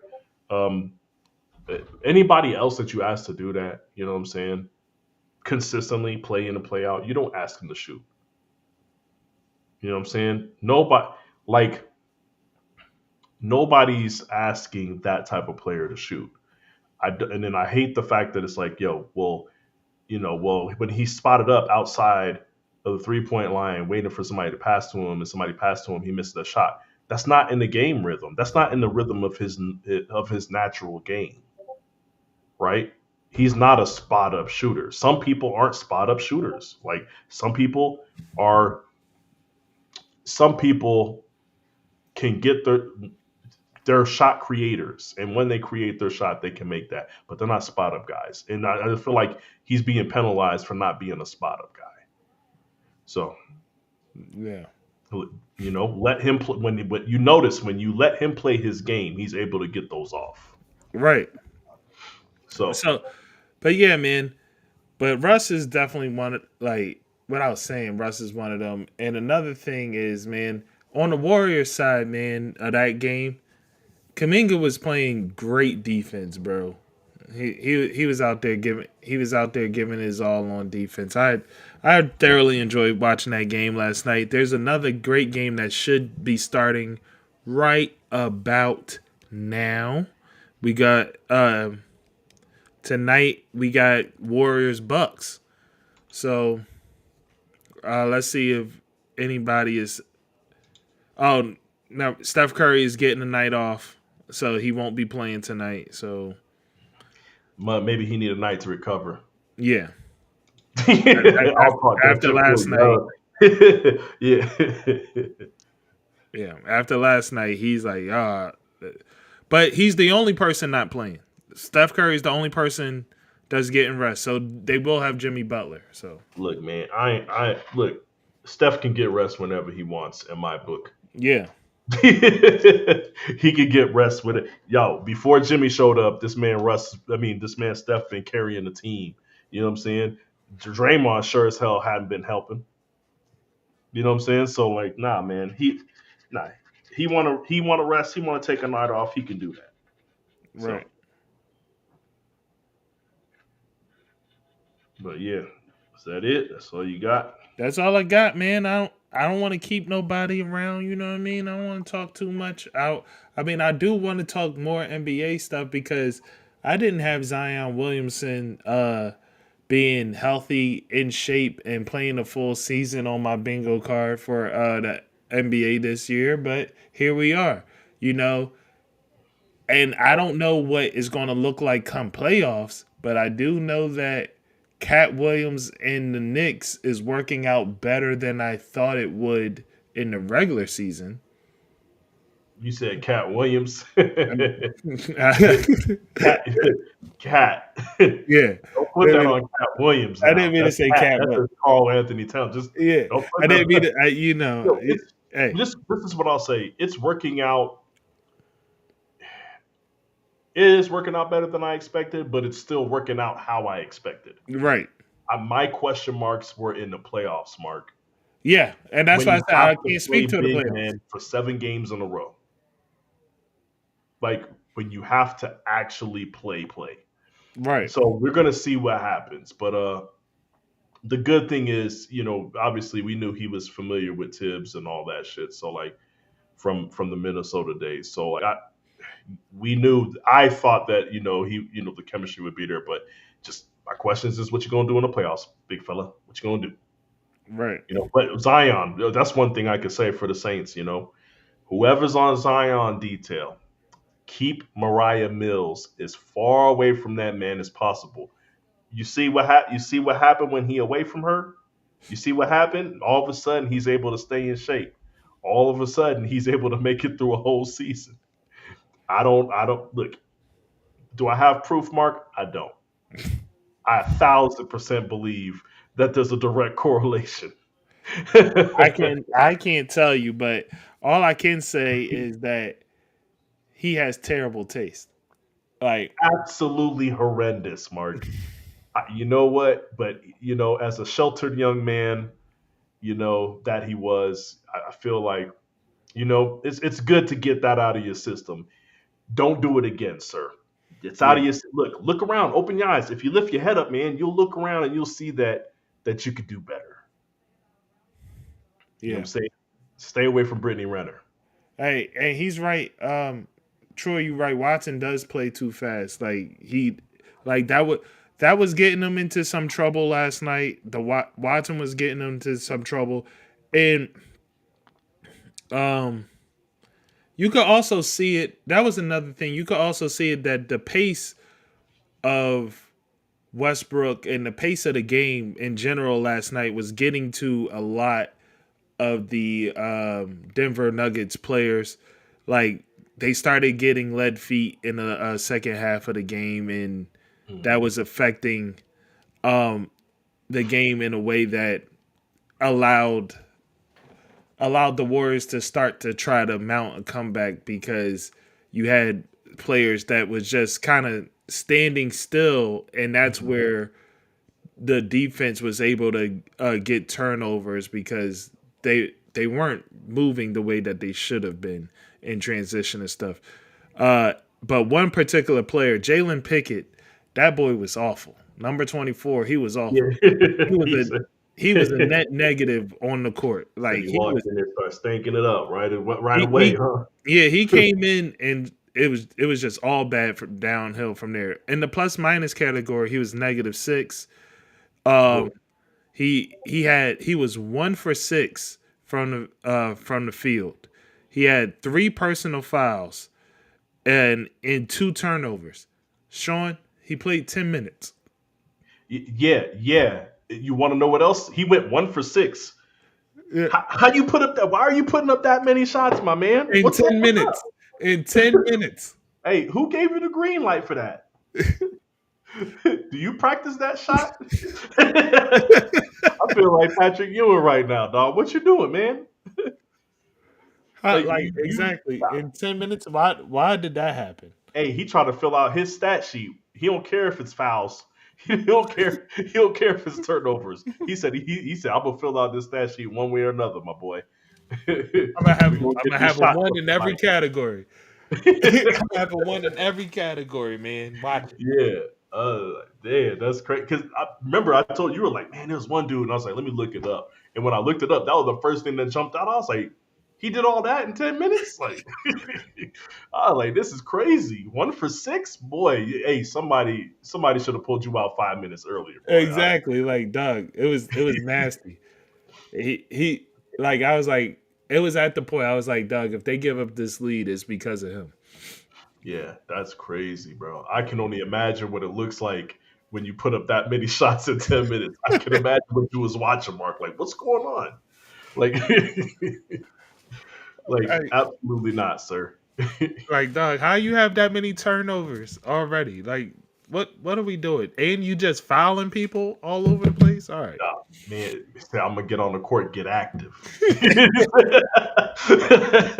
Like I'm curious. Like was Buddy on a 10-day? He was like, I'm getting all this 10-day out. Yeah, whatever. Hey, he said, I never gonna see the court again. This man came in there and went crazy, boy. Hey, dude. Hey, that's what it looked like when you playing with nothing to lose, man. He's just like, hey, F it. Yeah, yeah. They're like, who is that guy? Number 24. I never seen him before. I didn't know he was on the Nuggets roster. He's like, I might not be tomorrow, so I'm living for today. Yeah. No, that whole thing is wild though. I was like, let me look at who he's talking about, and I was like, Jesus, you did a But lot of damage. but yeah, man, that loss yesterday did hurt Golden State though, because Golden State currently in the playoffs. Yeah, Um, hold on, let me get to their conference. Yeah, currently in the playoffs, they sitting at 6. Um, Lakers win last night, and Minnesota lost. Like in a game where Minnesota lost, you could have you could have gained some separation from Minnesota by getting that win, but you didn't. But you didn't get the win, so now you and Minnesota is still right there in the thick of it, and you don't want to be in the play-in. So so you gotta create some separation from Minnesota so you avoid the play-in, and and Lakers did gain some separation by winning last night. So it's not it's not great. It's not that wasn't the game that the Warriors wanted to lose last night. That was definitely a game you wanted to win, especially seeing how the Nuggets were shorthanded. yeah. And to me, the playing situation, dog. Anything can happen in one game. You just don't want to be in a one game situation. Right. In that's the biggest thing. You don't want to be in a one game situation, and then the play in. If you're playing in a play in, you're not getting the rest that the other teams are getting, right? Because Hmm. you gotta play a couple times, and then during that week, everybody else is chilling at home. You know what I'm saying? Everybody's getting their little rest in between regular season and playoffs. You're playing. Your playoff starts then, and then you gotta, go into it without really resting, and then now you gotta be prepared for a bad matchup. You know what I'm Right. saying? Like you got to be prepared for a bad matchup. Like you play in the 1 or the 2 seed. Like is that what you want to do? You know what I'm saying? Like it's just a tough road when you in the play in. So Yeah. Well, listen, guys. I would love to keep talking to you about this, but I do want to catch this Bucks and Warriors game.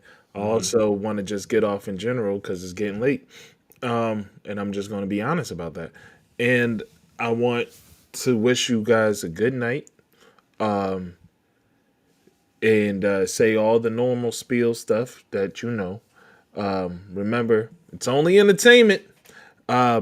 Anytime you go out there and you're trying to set a bet or you think that things are going to go a certain way, remember these things are called sports entertainment entities for a reason. It's all wrestling. They can they could change the results if they feel like it. So keep that in mind when you're out there and bet responsibly. With that being said, have a good night. Peace. peace.